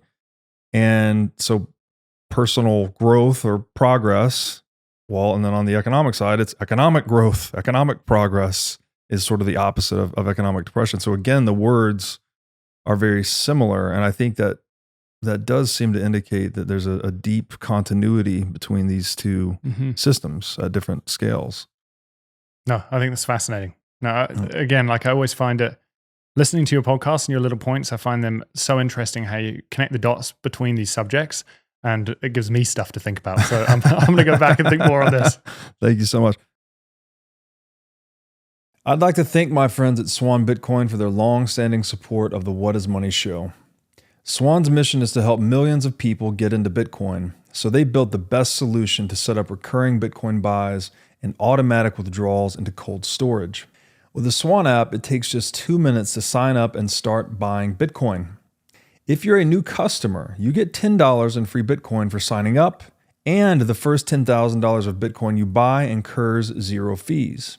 If you're an existing Swan customer, then the next $10,000 of Bitcoin you buy now incurs 0 fees. So if you love to recommend Bitcoin to friends and family, then Swan is the best place to start. So go to swanbitcoin.com/breedlove to get started today. Again, that's swanbitcoin.com/breedlove. Are you sick of being robbed by politicians through inflation and endless money printing? If so, you need to be at Bitcoin 2024 in Nashville, Tennessee on July 25th through 27th. As the largest Bitcoin and Fintech conference in the world, Bitcoin 2024 stands as a beacon of monetary freedom, a glimmer of hope amongst a darkening macroeconomic backdrop. Top speakers, companies, and thought leaders from across the industry will convene in Nashville to look ahead to the next year and beyond. I will be there, and Bitcoin conferences like this have become my favorite place to socialize since becoming a Bitcoiner. Ticket prices will increase soon. Get your tickets now and secure your spot at this game-changing event. So go to b.tc/conference and use discount code BREEDLOVE to sign up for the Bitcoin 2024 conference. Again, that's b.tc/conference, discount code BREEDLOVE. So we've touched a lot on how money influences many aspects of our lives. One of the more obvious areas that money influences is business. How should we think about money and the corruption of money and how that impacts businesses specifically? So again, this is a tough one because it's multifactorial. Money impacts businesses on so many different levels. And so I'm going to start by you brought up a term earlier called zombie company. Mm-hmm.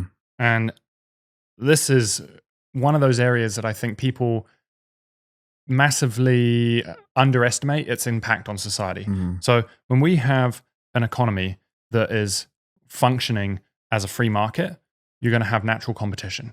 You're going to have value rising to the top. Mm-hmm. If you as a company are not offering value,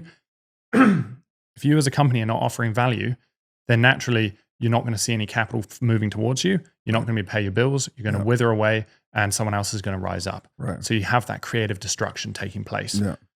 The problem is when you start having subsidies, bailouts, you start having intervention, capital starts supporting businesses that should not exist. Mm. And then you start to have zombie companies start to emerge. And a zombie company is basically a company that is not generating enough revenue to be able to support its expenses. Right. And so it's an unproductive, fiscally irresponsible company. Yeah. And there can obviously be many reasons why. It's either not offering a product that's actually generating value for society, so capital's not flowing towards it, or it's fiscally mismanaged its balance sheet, so that even though it may be offering a great product, unfortunately its management have mismanaged its balance sheet so much so that it cannot service its debt obligations. Right. Yeah. And so one thing, just a weird way to think about this is, obviously zombies they eat brains usually. A zombie company kind of eats brains too, right? You have all this brain power going into keeping this organization together.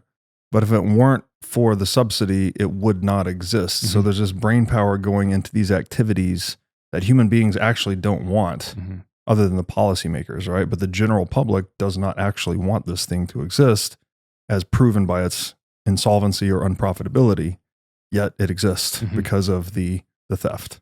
No, that's perfect. And, not only does it eat brains, it just freaking sucks up so much capital. Yeah. And that capital could be being put to other productive uses in society. Exactly. And instead that capital is flooding into this company and being mismanaged. Right. So if we bring up the next chart, yeah, that one there. So this is the rising trend of unprofitable companies. Now, this is the Russell 2000. So the Russell 2000, for those that are unaware, is the 2,000 kind of small cap companies in the US. And as of 2022, 40% of companies in the Russell 2000 were zombie companies. That's mind-blowing. Wow. That's effectively like 2 out of every 5 companies are a zombie company. They're not actually generating productive value for society. They're being fiscally mismanaged. And that's obviously small cap companies, but when you're looking in the larger scheme of things, all publicly traded companies in the US, 20% of companies are zombie companies. Wow. So that is an immense amount of capital that is being basically just completely decimated. And that capital could be being put to research and development, being put to good use elsewhere. Yeah. So this unproductive capital, these zombie companies, leads to innovation suppression. Right. Because if you think about it, if you are a company and you want to try and strive, you want to create value, and you are offering value to society, well, if all of a sudden you have to compete with another entity that should not exist, well, now you've got to divert capital from research and development and growth to actually competition and marketing, which is not offering productive value to society. And so we start to see the suppression of innovation, whereby when the fiat system starts taking over, debt starts taking over, zombie companies start taking over, we see a slow demise of actual productivity increase, technological advancement, because less capital is being funneled towards innovation. And I think it's so important to touch on this, because people are like, well, if we print money, we increase technological advancement. It's like, no, I disagree. No, we don't. I think you're also emphasizing a very important point.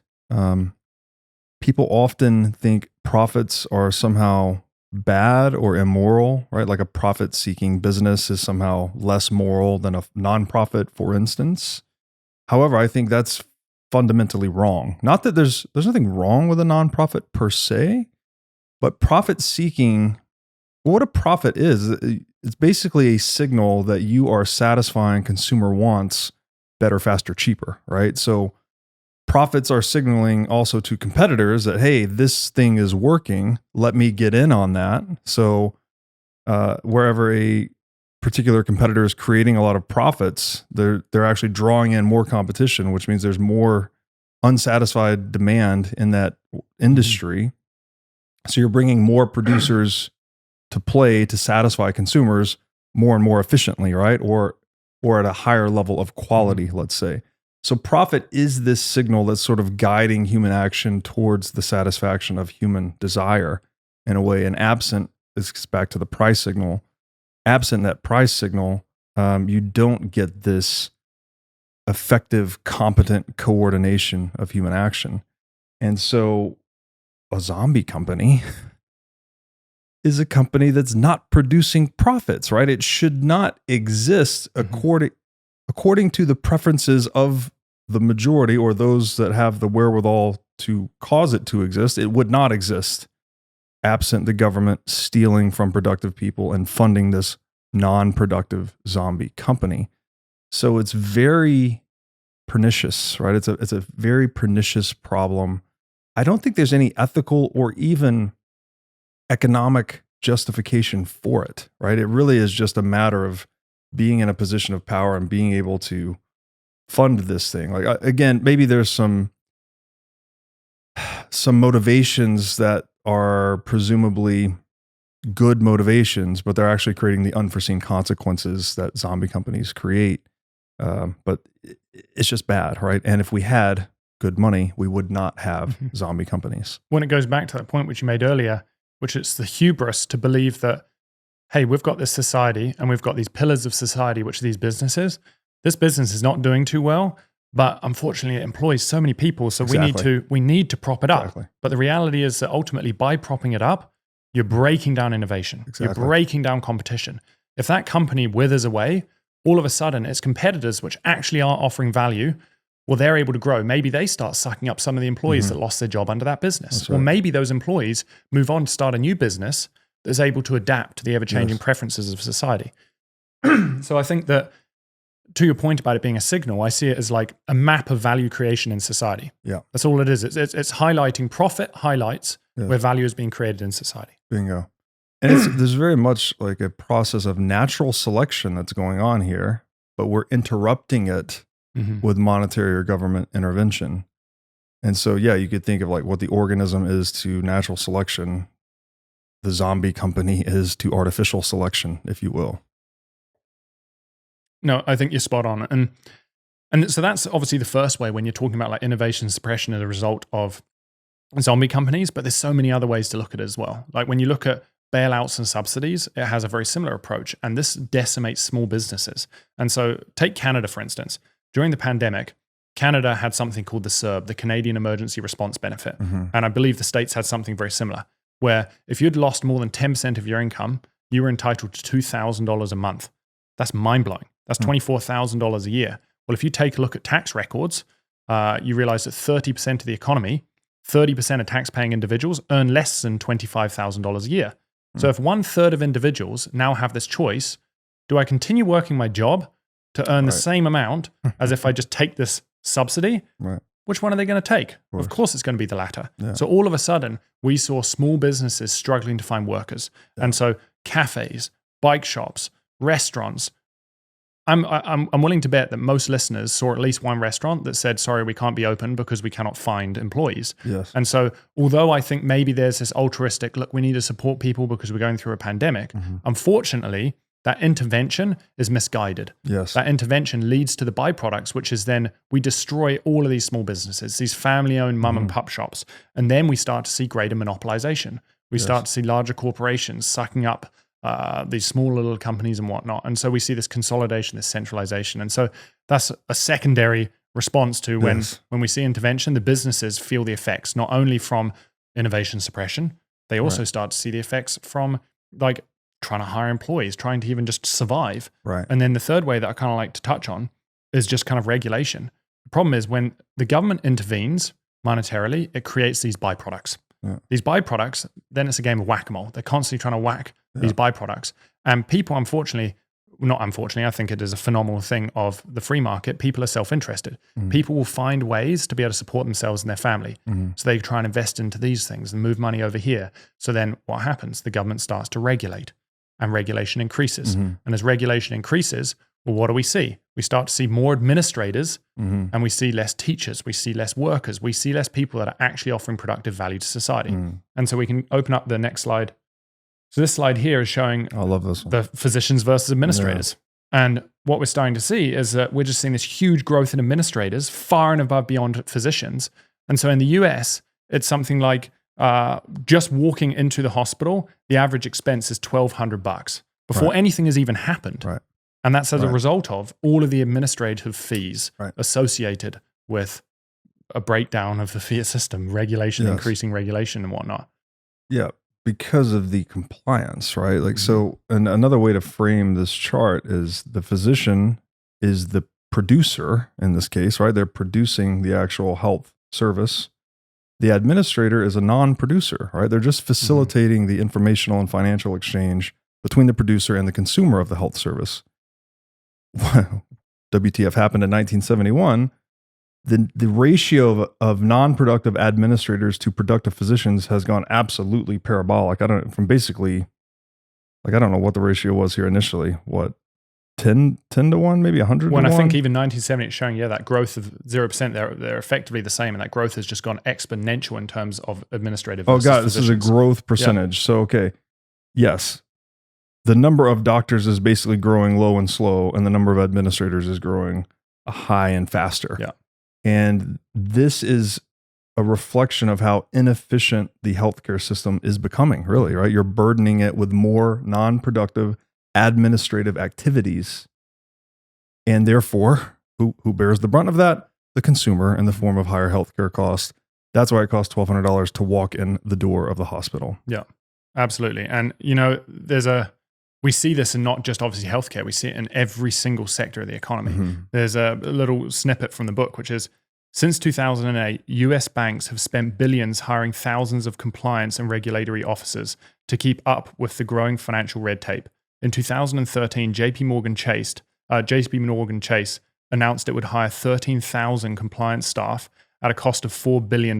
By the end of 2014, Citigroup had a total of 30,000 compliance officers. Crazy. So you're talking about all of those individuals are obviously, they have to be paid a wage. Like that is immense amount of human power that could be going towards productive value, producing. Yeah. And not only that, human power could be going towards productive value and producing, but the capital that is going towards them to pay their wage could also be going towards producing and productive value, innovation, you name it. And so we're seeing so much capital being completely decimated under the guise of regulation. Yes. Regulation is slowly inhibiting society's ability to grow.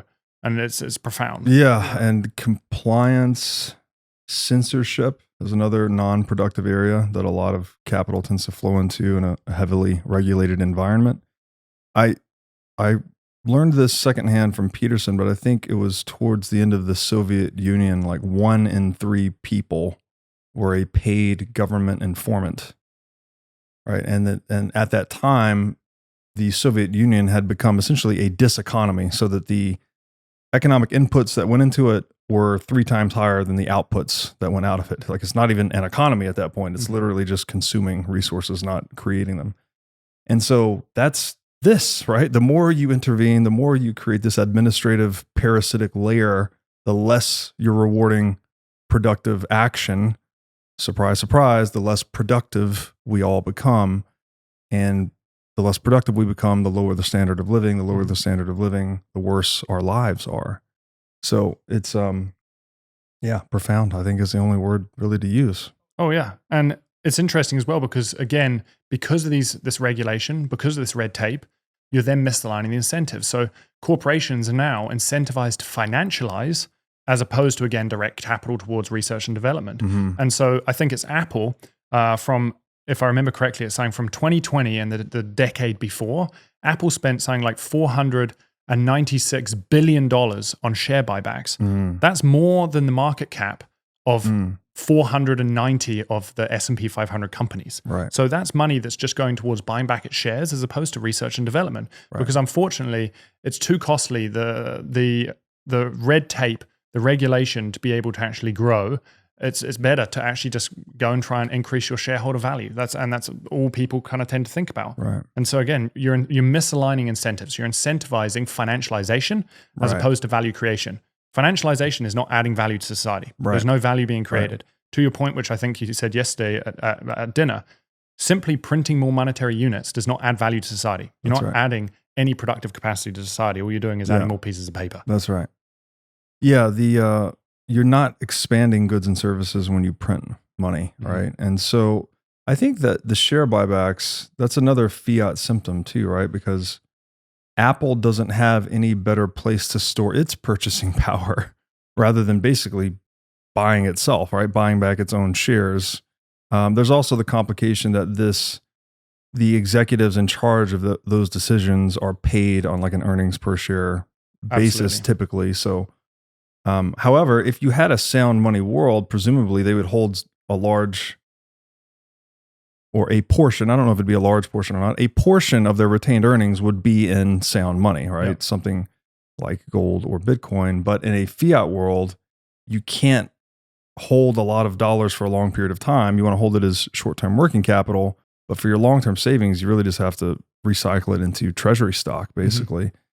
And that diminishes, well, I guess both your time. Not that there's anything wrong with that. It's okay. If you think you're going to outperform the market, that's fine. But when you're sort of forced to do that because you can't hold savings in anything else, I think it gets really, it starts to diminish the company's time horizon and diminish their capacity to contribute to the productive output of the human race, which is the point of business and economies in the first place. No, you're spot on. And I think that is where, unfortunately, when we have these misaligned incentives, we have a world that's just trying to financialize.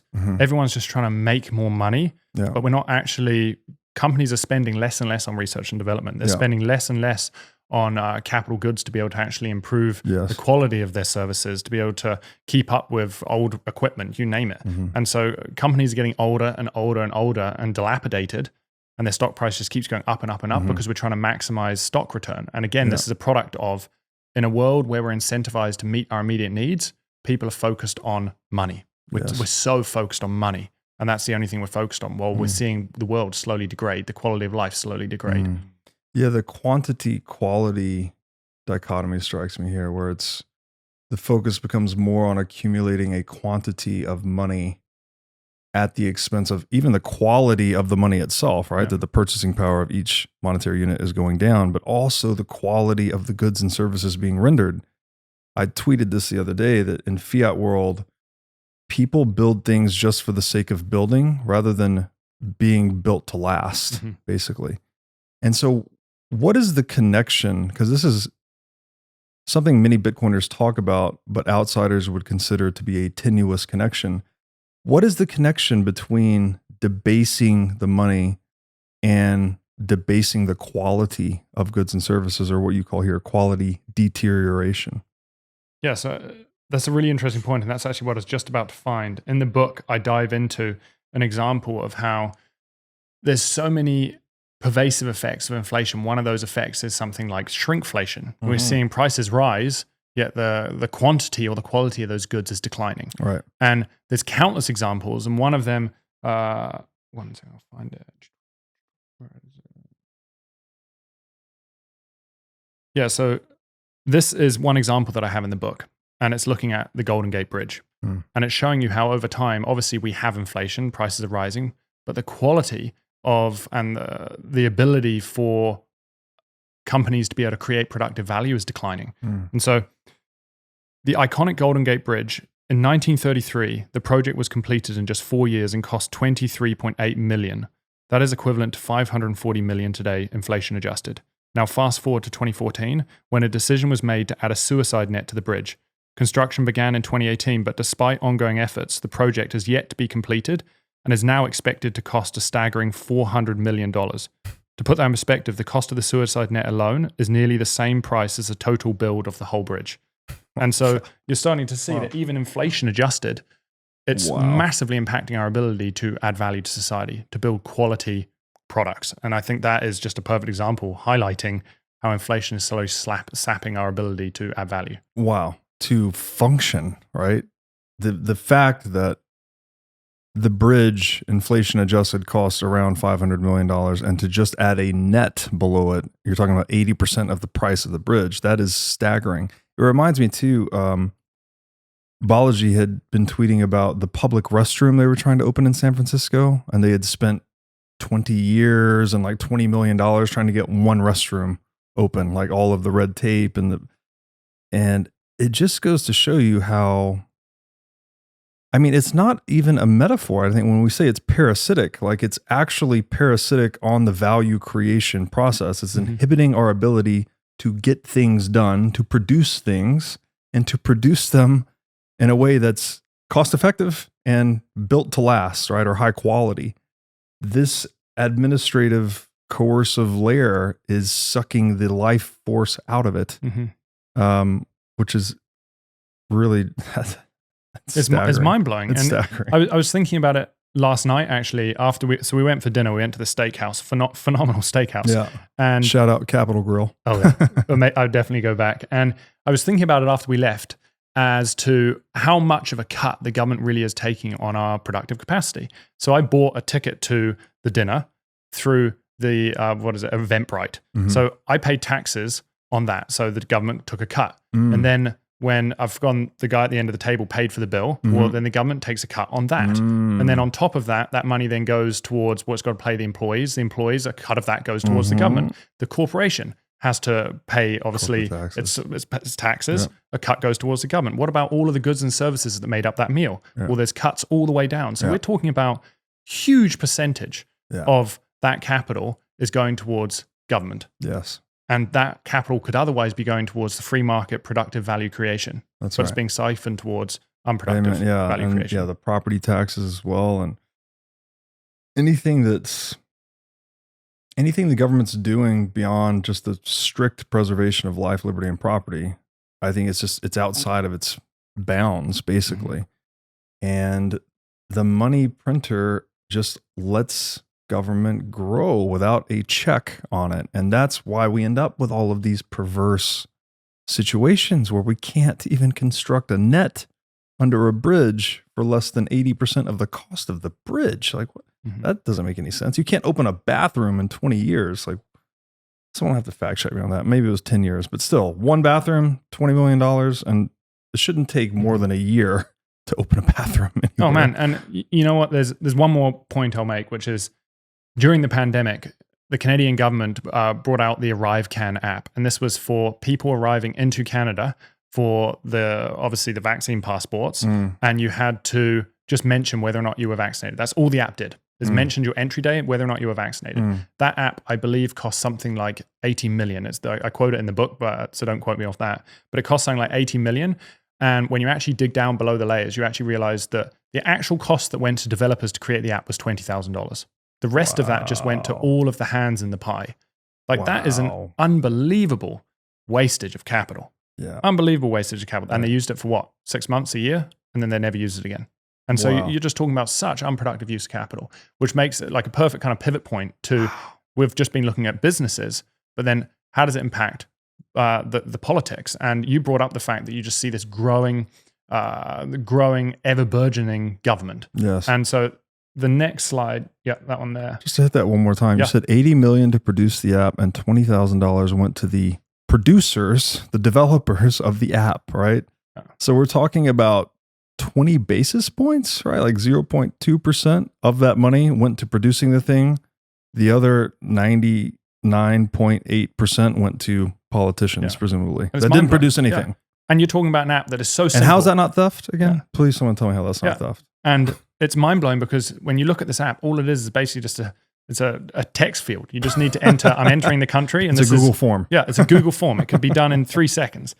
And so this is kind of showing you the unfeathered government job growth. And unfortunately, because the government has a money printer, it can offer above average wages. And so the public sector, this is the same in Canada, it's the same in the States, on average pays 10% more than the private sector. And so over time, you start to see the slow engulfing of the private sector. Right. And so the top line, the black line, is showing government growth jobs.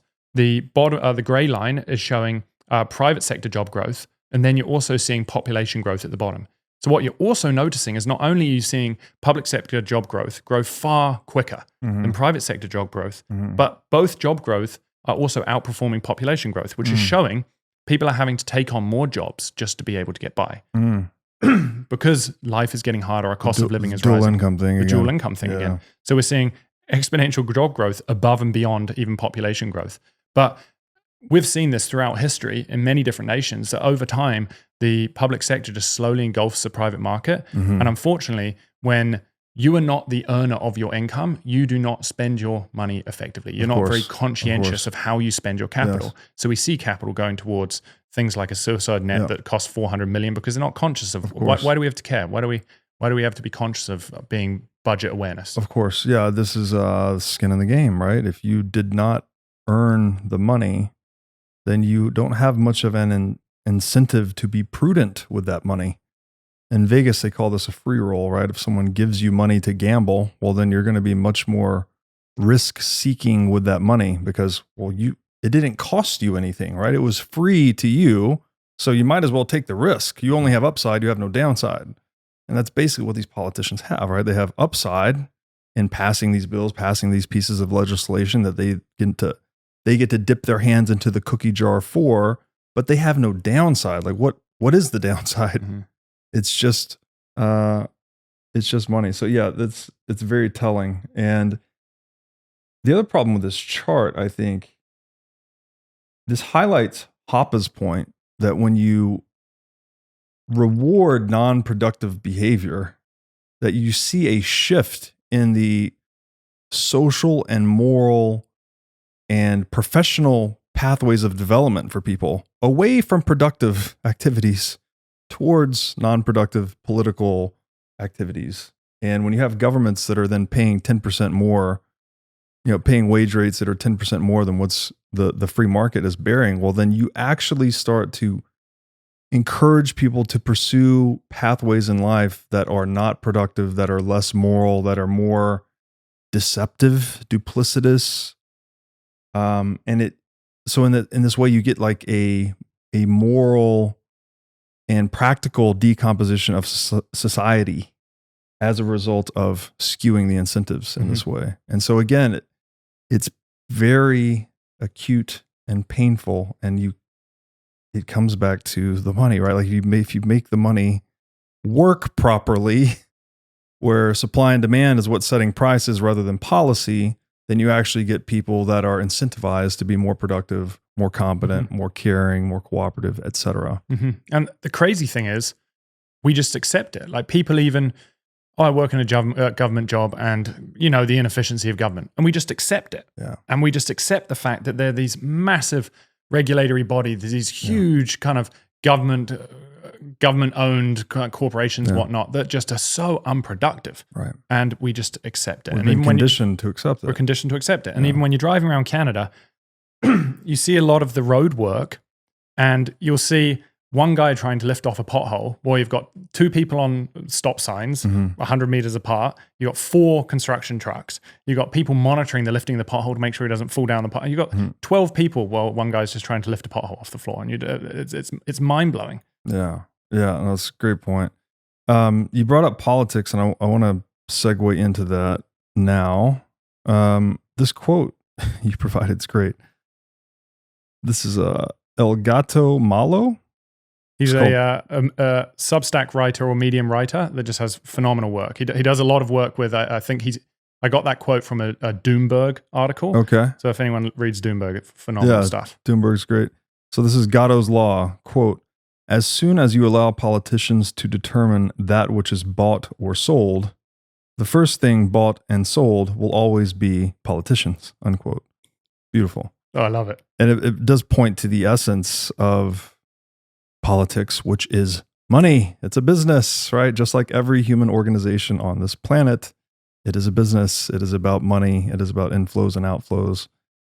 It's not about representing people actually in some kind of moral way. It's an occupation, frankly. And so it reminds me of that saying that we can't get money out of politics, but the miracle of Bitcoin is something like we get politics out of money. Like we finally remove the political element of deciding who gets to control the money supply, who gets to manipulate it to their own benefit at the expense of everyone else. Like Bitcoin is that level playing field that we've had as an ideal, but we've never been able to actually implement. And so in that way, Bitcoin's kind of like an ideal made real that hopefully puts a check on a lot of these political pathologies. No, I couldn't agree more again. And I think that ultimately, the politicians should be at the knee of the populace. Because given that their wages are paid by the populace and their ability to pay taxes. But the problem is when we have a monetary system whereby we have a money printer and they can simply run deficits and fund operations without support from the populace, you inverse everything. You invert the situation. Right. And all of a sudden, they're trying to do what they can in order to be able to garner support. So you end up with this self-interested kind of population that's just trying to appease so that they can continue to stay in office. Right. And the challenge that we face today is that in the States, it's something like 2/3 of American citizens are living paycheck to paycheck. So if you simply come out as a politician and say, you know what, we're going to put more money in your pocket. We're going to give you an extra $500 every quarter or something like that. Or we're going to stimulate the economy and give you this and that. All of a sudden, you're able to buy these individuals very easily. So you can quickly sway the general populace and you have the majority, given that we have a society that is so stuck, a society that is so reliant on intervention. And so this kind of feeds into the problem, which is we have a misalignment of incentives. We have a system that actually incentivizes greater and greater and greater intervention, and it's really hard to backpedal. Yes. The only way to backpedal is actually to remove money from state. Yes. As long as money is under state, we will continually intervene. And is there any other way to separate money and state besides Bitcoin? I don't know. I don't think so. I'm gonna lean on the Bitcoin. Yeah. I heard comic Dave Smith said that. He was like, "Oh, what we need today is the separation of money and state." But I was frustrated that he didn't say Bitcoin in his next breath because I can't conceive of any other way to do it. Especially not by force. And I don't think that there's any party that has enough force to be able to do it anyway. Right. So I think that Bitcoin is It's that passive revolution that Yes. slowly takes control out of the clutches of government. Well, the problem with doing it by force is that you then become the next It's the same state. entity. You're the next state, right? Yeah, no, I fully agree. And what's interesting as well is, and we see this not as much in the States, but we definitely see it in the States. But in Canada, we have CBC, the Canadian Broadcasting Corporation. Mhm. And CBC, I believe it was last year, they were basically something like 80% government funded. Mhm. They received Right. like $1.5 billion or something, don't quote me on that, of funding from the government. And then you look at their balance sheet and you start to realize, or their cash flow statement, and you start to realize they only made 400 million, yet they received 1 point whatever billion. So this is a company that should not exist. And because it's also receiving its capital from the government, to be able to survive, it has to listen to the government. And so you end up with the government putting its fingers into media corporations, so then they're controlling the narrative. Yeah. And so it's very hard for a society, this goes back to censorship, it's very hard for a society to speak up and for us to be able to actually see what society values when we can't actually even communicate our needs because we are silenced from that. Absolutely. Yeah. So there's another one of these deep connections, right, between the medium of exchange and which is money, and the medium of informational exchange, right? Media, as we call it. When media, whoever owns media is largely establishing what that media outlet is saying. And so when you see that the government controls the media, you can start to see the problem that, oh, well, they're going to produce whatever narrative suits their interests, right? What keeps them in business? What keeps people docile, compliant, willing to be taxed and hold inflatable savings and things like this. So if you can remove the medium of exchange from the state, then you can impede their ability to fund control of media outlets, which then sort of liberates the actual narrative that's being created socially. You said it perfectly. And I think that the challenge is that, unfortunately, we are seeing increasing controlling structures. And we can touch on this in a moment, but we're seeing increasing controlling structures throughout society. First off, because our monetary system is degrading, we're seeing greater and greater intervention. As we're seeing greater and greater intervention, we're seeing more of these byproducts popping up. So then we see more regulation. As we see more regulation, we see the government's hands in everything. We start to see the government's hands in the media. We start to see the controlling of the narrative. And the challenge on top of that is that as society starts to break down, as people start to feel the pressure, or they're having to work more. As they're having to work more just to be able to get by, they're having less capacity to think for themselves because they have less time to sit and consciously think about the information they're consuming. Yeah. So then they're looking at mainstream media. They're looking at these core sources because they just want it easy. Yeah. They're consuming less long form content. They're consuming more short form. Right. So then we fall into these habits of falling into more controlling structures, authoritarianism, totalitarianism, you name it. Yeah. Well, it's almost like the Pavlovian conditioning, right? Where we're back to that locus of control thing where if it bleeds, it leads. The government tries to create this sort of feeling of fear and uncertainty in the world so that people are then dependent and reliant upon government. It's fascinating to think of it in that way. And yeah, I mean, this is a complicated one, right? Because history's always been written by the winners. And it seems like separating money from that media or narrative writing apparatus, right, could be a very good way to let people actually create the narrative in a more democratic way. Like we'd have a more of a bottom up history, an actual creation of the narrative that actually happened versus the narrative that we've been told to accept from the top down. And again, this is rooted in how the money works. So, man, it's abstract to talk about, but the visualization I have is just that it's all signaling, right? It's signaling. And so if the signaling mechanism is corrupted in the money, then it leads to the signaling mechanisms in the media also being corrupted. And then you get a distortion, right? You get stories and narratives that are just not true. We've seen that pretty acutely over the past few years in the post-pandemic world, which obviously was fueled by a lot of printed money. So, no, and it goes back to another point last night at dinner, which is there is that talk, I believe, from 2014 by Julian Assange, and he talks about excellent. It's phenomenal. I just saw it a couple of days ago, first time. I watched it a few years ago and was just completely blown Actually, away. I wonder if we can pull that up. Yeah. So I put the tweet about it, and it's also on my Instagram. If you just type in Julian Assange Bitcoin 2014 on YouTube, it will come up. Or Julian Assange on Bitcoin or something like that, it will come up. He's sat on a chair on a stage with a black backdrop. And if you can't find it, like there it is. Yeah.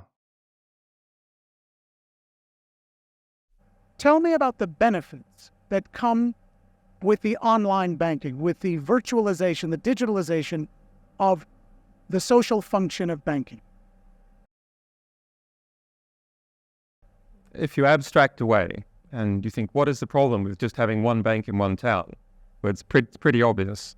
Your market size is extremely small. And to put this in less put it into more continental terms, the problem is that you don't have bargaining power. So people in the town don't have bargaining power because they have to deal with that one bank, and if it has problems, then you can't really escape those problems, and it can engage in rent seeking on the people who are in that town. So when you have a globalized market to differing degrees, which we're entering into now in banking, people are able to have greater bargaining power in relation to banks. And so this keeps the banks more honest in relation to their conduct with individuals, we think. Of course, if you have a globalized market and something else happens where all your banks pull together and end up as one bank, then you're in a far worse position.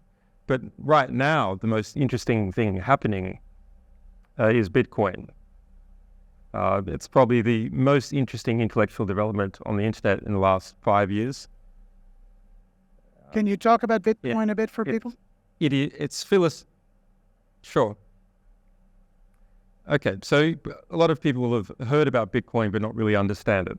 So you think, okay, it's some online currency. What's the big deal? There's, you can have a PayPal account, or that's kind of like an online currency, or even your Visa card. Well, actually, all the processing occurs online. Isn't that really like an online currency? Or you can buy gold. That's kind of like an online currency. But Bitcoin is different because it is a currency we'll just let it play out. Cryptographically backed, multi-jurisdictional, which means that it's very hard for any one power group in any particular jurisdiction to start turning it into a rent-seeking apparatus. And the underlying technology of Bitcoin is cryptography on the one hand, and the ability for cryptography to create situations that can defend itself or the people who use it against even the full might of a superpower. A full might of a superpower doesn't help you smash a maths problem. A maths problem is a maths problem, and it's something that is connected to the existence of intelligence in the universe or basic physics. It's not something you can get at simply through overwhelming coercive power or lots of people. And the other component of Bitcoin, the other underlying basic technology, is proof of publication at a particular time. And we've never really had that. Insofar as, if you look at the great Soviet encyclopedia back in 1954, and the NKVD head, Beria, had just gone out of favor with the death of Stalin. And so he had a 1.5-page entry in an encyclopedia, and it was decided it was time to remove that and put in an expanded entry of the Bering Strait. That's that body of water between Alaska and Vladivostok. And of course, to actually do that, the encyclopedia maker had to write the new entry and post it out to all the libraries that had encyclopedias, say, tear out that page and stick this page in. And that's why I'm telling you this story right now, because everyone noticed. But in the digital world, we can delete history extremely easily. And history, even without an attempt to delete it, starts disappearing as a result of startup companies going under or particular bits of history not becoming profitable anymore. And that notion of being able to disappear history entered into Orwell's writing. And you can look at what is, I think, his most substantive intellectual comment, which is he who controls the present controls the past, he who controls the past controls the future. And it's this notion that the past as an archive, as a history of our civilization, as a history of development, is in fact present right now in something physically contained in the library, in computer servers, in human beings' heads. That history doesn't exist except its remnants that exist in the present. And so if you can get at these remnants, you can make particular inconvenient parts of history disappear and amplify others. I'm going to stop you for a minute. Anyway, because Bitcoin, its underlying technology, breaks Orwell's dictum. It breaks Orwell's dictum by providing proof of publishing at a certain time. And that is the intellectual underpinning of that whole system and can be used for lots and lots of other things. And so that's the big expansion we're about to see in Bitcoin. All derives from this basic premise that you can prove that a particular statement, a particular consensus, a particular contract happened at a particular time globally, and it requires a subversion of every single jurisdiction where people are running Bitcoin to overturn that. Am I right in understanding that you're saying that the Bitcoin architecture has applications far beyond the economic role that Bitcoin can play, and that architecture is very strengthening to the life of information in the digital space, making it less vulnerable to the kind of mischief you talked about in Russia or elsewhere? Is that what you're saying? Exactly. That underlying architecture can be used for publishers, for example, so that, as an example, we are starting to use Bitcoin, WikiLeaks, stuffing our cryptographic keys of stuff that we publish. So we prove that we have published stuff at a particular time by stuffing it in Bitcoin, in the blockchain. And then if someone were to come and try and modify the material that we have published to take out particular parts, that would be detectable. An interesting thing. A lot of systems can be built on that. Okay, I've spoken to you. Whenever you come to an international agreement between companies at a particular time, for example, that could be documented in Bitcoin. And the types of agreements even automated. And so that allows you to start building what I call a full financial stack, which is the types of of futures and stocks and multi-party investments and so on. You can start building on this because you can. I think that is mind-blowing. So good. I just saw that this week and I couldn't believe that I'd never seen it before because it's from 2014, I think. Yeah, Julian is such a brilliant mind. No, when I saw that quite a few years ago, that was one of those moments that really, those kind of key points in Bitcoin where you're like, my God, this is how powerful this thing is. Yes. And he talks about that proof of publication, that if we have a true record of the past, or we talk about this medium of expression. Bitcoin is money is a medium of expression. It's how we express to the world what we value. Yes. The challenge is we don't have a record of our historical transactions. We don't know what historically we have valued. That makes it really hard for businesses, for individuals to make decisions. Yes. When we have proof of expression, when we can prove that in the past we have expressed our value in these ways, it makes it far more effective for us to be able to make important decisions because we have a record of what has worked and what hasn't. That is profound. It's incredible. Improving our self-awareness. even, right? About what we have actually been like and valued over time, therefore informing what we should do in the present about the future. It's very, very deeply fascinating. It's a whole nother dimension of Bitcoin, really.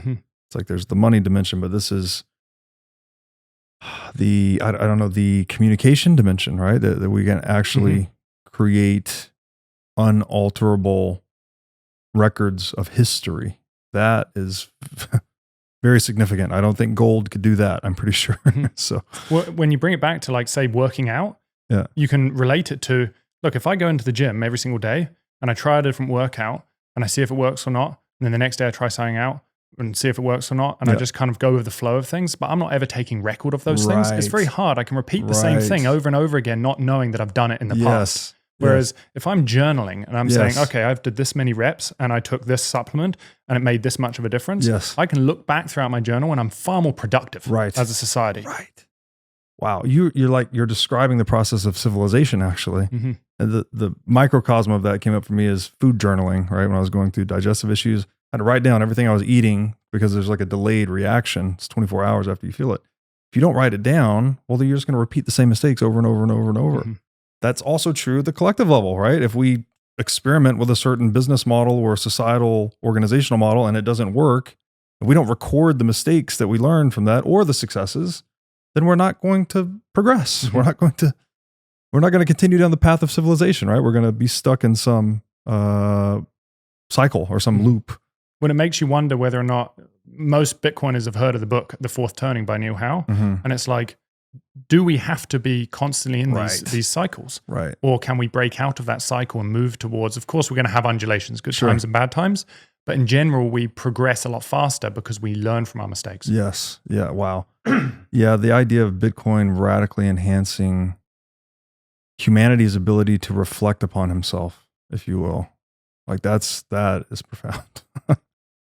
So before we kind of dove into Julian Assange and that kind of profound talk, we were kind of discussing this rise of controlling structures.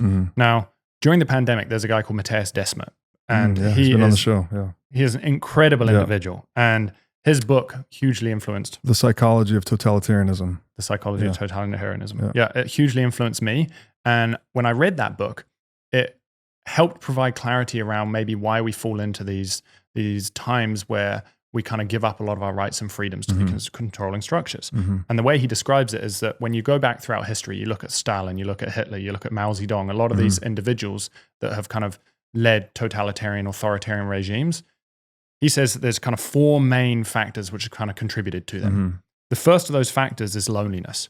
When we are struggling to get by, when life is so incredibly hard, when we're having to work just to put food on the table, we're spending less time socializing. If we're spending less time socializing, then loneliness starts to creep in. And if loneliness starts to creep in, that leads to condition 2, meaninglessness. If we're having to work and we're struggling to get by and we don't know what our future looks like, but we're not able to even socialize, we're not able to chat to the extent we might be able to or we might want to, well, then we start to feel meaninglessness. And of course, we already spoke about our monetary paradigm is creating meaninglessness. We're getting this loneliness, this meaninglessness, and then we're seeing condition 3, widespread free-floating anxiety. When people don't know why they're feeling stressed, why life continually gets harder and they can't pinpoint it. It's not anxiety whereby you can attach it to, let's say, heights. You're going to stand on the edge of a cliff. Well, there's a reason why you've got anxiety. You're standing on the edge of a cliff.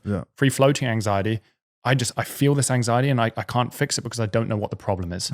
So when you've got loneliness, meaninglessness, free-floating anxiety, it leads to anger and frustration. And anger and frustration, all of a sudden, as Matthias Desmet says in the book, he says, once all 4 conditions are met, he says, if under the aforementioned circumstances, a suggestive story is spread through the mass media that indicates an object of anxiety, and at the same time offers a strategy to deal with the object of anxiety, there is a real chance that all the free-flowing anxiety will attach itself to that object, and there will be a broad social support for the implementation of a strategy to control that object of anxiety. And I think that this quote really summarizes, this is how we see these mass formations, this mob mentality, where people all of a sudden, during the pandemic, anyone who was against the kind of government operations, they were evil. You're not supporting us. You're against humanity. And all they needed was just an object to attach to this anxiety.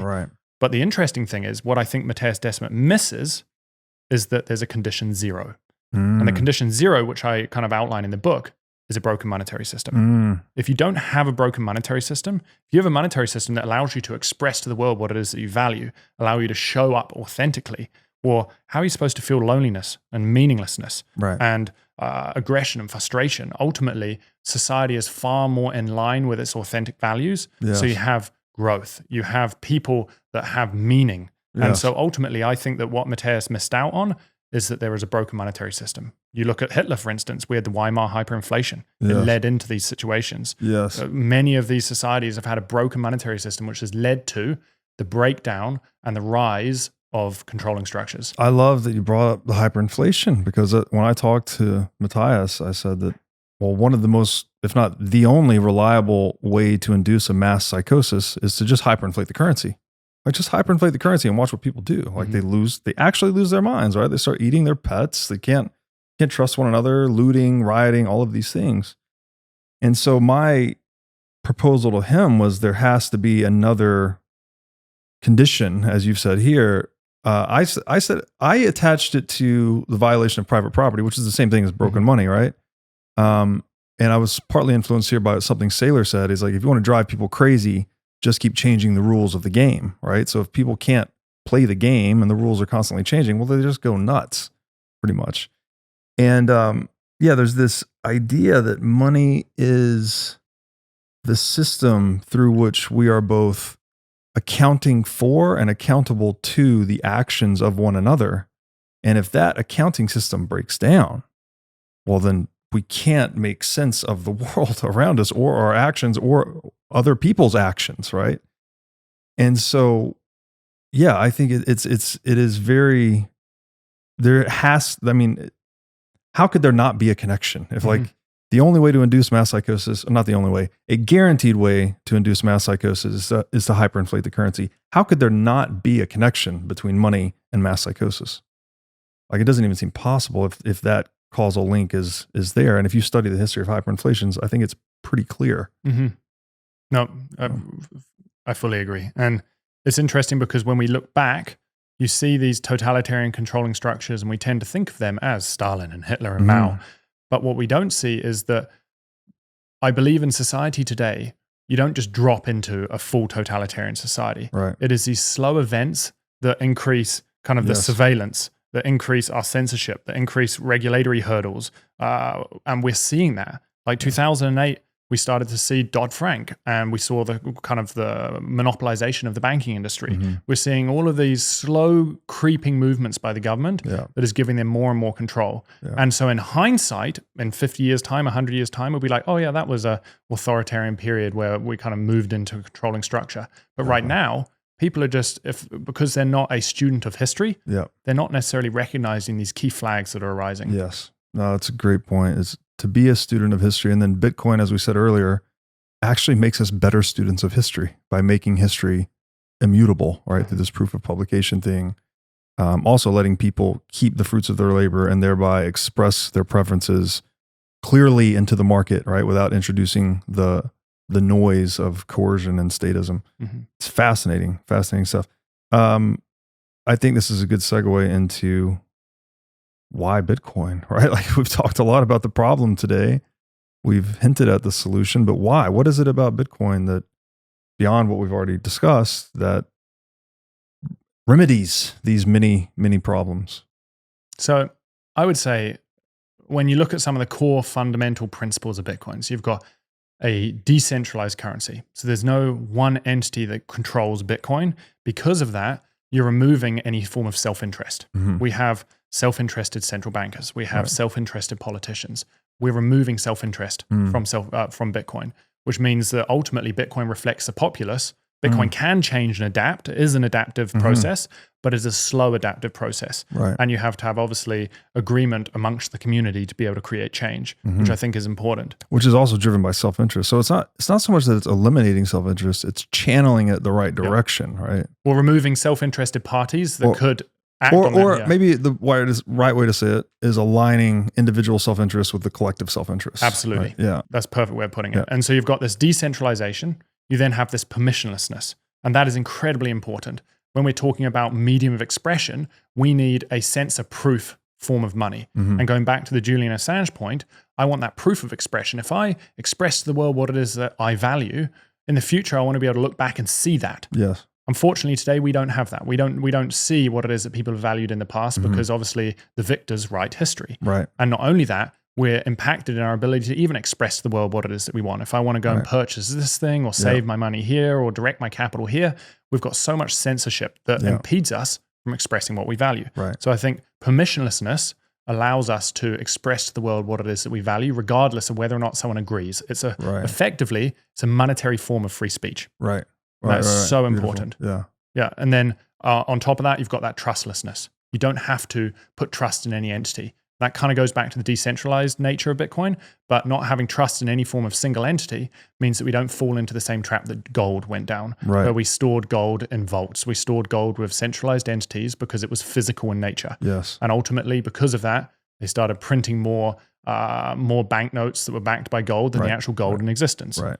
We ended up with a centralized system once again. And so tying that back to these kind of areas we've touched on, well, let's start with behavior or time preference. When you have a money that is fixed in supply, there's only ever going to be 21 million. As productive capacity in society grows, as technology advances, as there's more goods and services created in relation to a fixed currency unit, well, all of a sudden prices fall.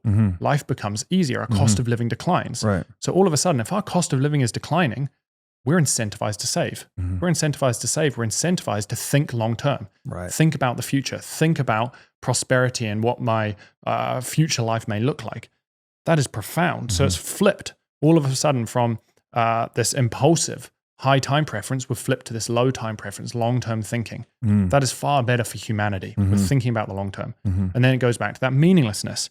Well, now we suddenly have meaning. If all of a sudden costs are falling in relation to Bitcoin, our cost of living, whether it's a food or putting roof over our head, buying a house, if costs are falling in relation to Bitcoin, then we can start planning. Yeah. We can start planning and start looking to the future.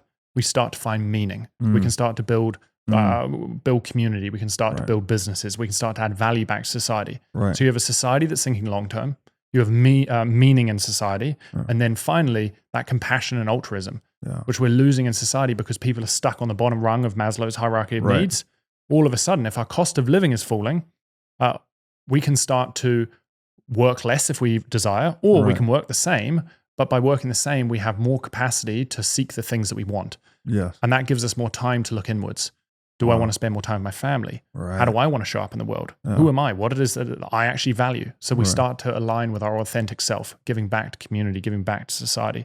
So I think that Bitcoin changes our behavior. It changes our behavior. It creates an environment whereby all of a sudden we're incentivized to think long term. We're incentivized to give back. We're incentivized to look inwards. We're incentivized to find meaning. That is profound. We don't have that in our current monetary system. That is amazing. I mean, you're making a very compelling case that Bitcoin is so much more than money that it's almost a awakening of some kind, right? If it is having these, if it is catalyzing these types of changes within us, right? And this is maybe one of the most complicated areas of Bitcoin to talk about because we are a part of this system, right? It is an incentive system in which we participate.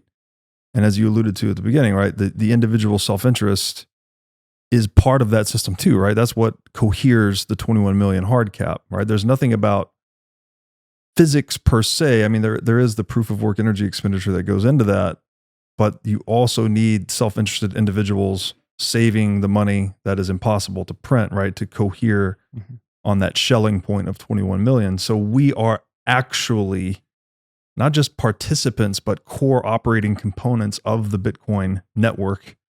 And so when you look at it that way, it's like, oh, wait a minute. So we've plugged ourselves into something new, psychologically, existentially, and that must have effects on us, right? We've literally, unplug dollar, plug in Bitcoin, and it's creating or catalyzing the personal growth of really new people in a way. And it's a lot. It sounds radical. Sounds like we've maybe joined a cult. Maybe we have, but I always like to joke, at least we're the cult with the best money. I think it's truly incredible because we talked about it earlier where our current financial system unfortunately makes us focus on money because we're simply trying to get by because there's no other way to get by. Of course. And what is ironic about Bitcoin is that actually a form of money allows us to stop thinking about money. Yes. And allows us to actually look inwards and to show up authentically. And so I truly believe on a more spiritual level that Bitcoin brings society back to its spiritual norm. Yes. We're so far off from Yes. where we're meant to be Yes. because our fiat money is just sapping our life force energy. Yeah, it's an ancient principle implemented in a new technological format, right? This is the principle of sound money, which has been discussed for hundreds and hundreds of years, but now in an actual, its ultimate implementation, basically. And this is paradoxical, right? Because obviously we sit here for 3 hours and talk about money, but we're talking about it because it's so broken.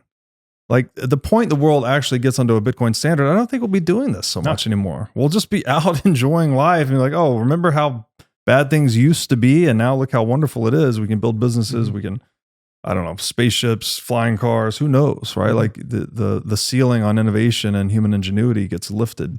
Absolutely, it's just it's a way for us to be able to express what we want, and that's all it is. Yes. And that's all money should be. It shouldn't be this thing that we're constantly chasing. We're trying to get more of because we're simply trying to survive. Means to an end rather than an end. Absolutely. Yeah. And then you start to see it impact relationships. Like if all of a sudden our cost of living is falling, well, what can parents do? Well, parents can either choose to work less or they can choose to work less and spend time with their kids so they can meet their kids' emotional needs. So I truly believe that if we were to move towards a sound money such as Bitcoin, then we would start to see lower rates of depression, anxiety, ADHD, which are all coping mechanisms because kids are not having their emotional needs met, which I think is incredible. A lot of the health we're facing, the health risk we're facing in society stem from people just not having their emotional needs met, people being pushed to the brink, the stress they're feeling. If we can mitigate quite a bit of that, a significant amount of that, so that money is no longer the number one stressor in society, I think we'd see a huge reduction in those type of things. Parents can give more. Yeah, it's beautiful. Again, we're just talking about reframing. Rather than treating money as an ends, as we do in fiat world, Bitcoin encourages us to treat it as a means again, as it is intended to be, right? A means to an end. It's a very useful means to an end. It's a multi-purpose means to many ends. And in that same reframing, I think we start to reframe human relationships as ends, right? This is what we're really after in life. If you've seen these polls of people on their deathbed, it's like they're never wishing they worked more. They're never wishing they even made more money. They're never wishing they, whatever, accomplished more. They wanted to spend more time with their kids. They wanted to be closer to their friends. They wanted to be a better, son, daughter, husband, brother, whatever the thing is. It's about human relationships at the end of the day. Like that is where our satisfaction and fulfillment comes from. But when the money's broken, we get reprogrammed into pursuing the wrong ends at the exclusion of this natural place of satisfaction, which is just the very simple and obviously human relationship. Like, this, if you look inside yourself or you look at other people, like you'll know it, right? It's where your meaning in life comes from. But when the incentives are broken, then we get duped into this fiat mentality of the paper chase, basically. I had a close friend of mine probably about 4 years ago tell me he was writing a book, and in the book he had written out this idea of his, which was, unfortunately, the fiat world, we set our goals around the 3 Ps, which is power, prestige, and possessions. We're really focused on trying to obtain more power, or we want to look phenomenal for society, or we want to get the newest possessions. But the reality is, if you stop and ask yourself the question, what are, say, 3 of my favorite moments throughout my life? Right. They're almost never power, prestige, and possessions. Instead, they're the 3 Cs, which are connections, contributions, and challenges. It's when we've connected with others, we've built relationships, we've challenged ourselves, or we've contributed, we've given back to society.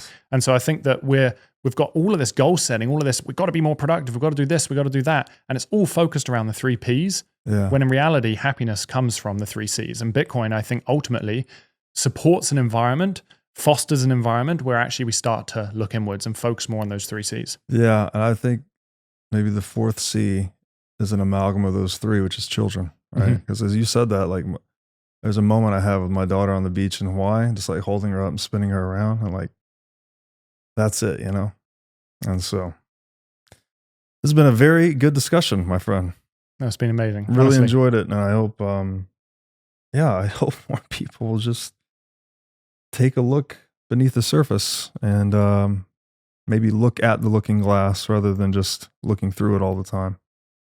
Absolutely. Like one of my biggest things that, and I'm sure you're very similar, when it comes to Bitcoin education, I think too often we look at Bitcoin through the lens of fiat. Yeah. And I think that what we really need to do is start looking at the world through the lens of Bitcoin. And when you Amen. start looking at the world through the lens of Bitcoin, the world is a very rosy place. Yeah. Where we're supporting collaboration, we're supporting value creation, we're supporting competition, relationships. All of a sudden, like, I know countless Bitcoiners that are having children. Yes. You know what? 3, 4, 5+ years ago, I didn't know anyone having children. Right. And Yeah. so I think it is so phenomenal to see Bitcoiners are shifting in the way they're thinking. Bitcoin is shaping how we're showing up in the world. And I just think it's incredible. It's beautiful. It's beautiful to be a part of it. And beautiful to have you along for the ride, sir. I'm so glad you've written this book. Thank you for this excellent conversation. I really enjoyed it. Where can people find you on the internet? So you can go to lookingglasseducation.com for all of our free content. We also do support people in their custody journey. So if you have any questions around custody, give us a shout. More than happy to help out. You can find me at blockrewards.ca, and we're dealing with compensation and rewards on a Bitcoin standard. And then finally, I just wanted to say, like, one of my passions outside of Bitcoin, I like to try and be creative. And so I like to carve jade and greenstone. And so just as like a thanks, here's a... I'm not a professional carver or anything like that, but coming from New Zealand, this is our stone. And so I carved this the other day for you, just as a thank you. And this is Canadian jade. Oh, very cool. Thank you so much. Yeah, and it's just to signify like family and community, and yeah. I appreciate that. That's very cool. Yeah, no sweat at all. Thanks so much for having me. I truly Thank you for making the trip. It's the least I can do.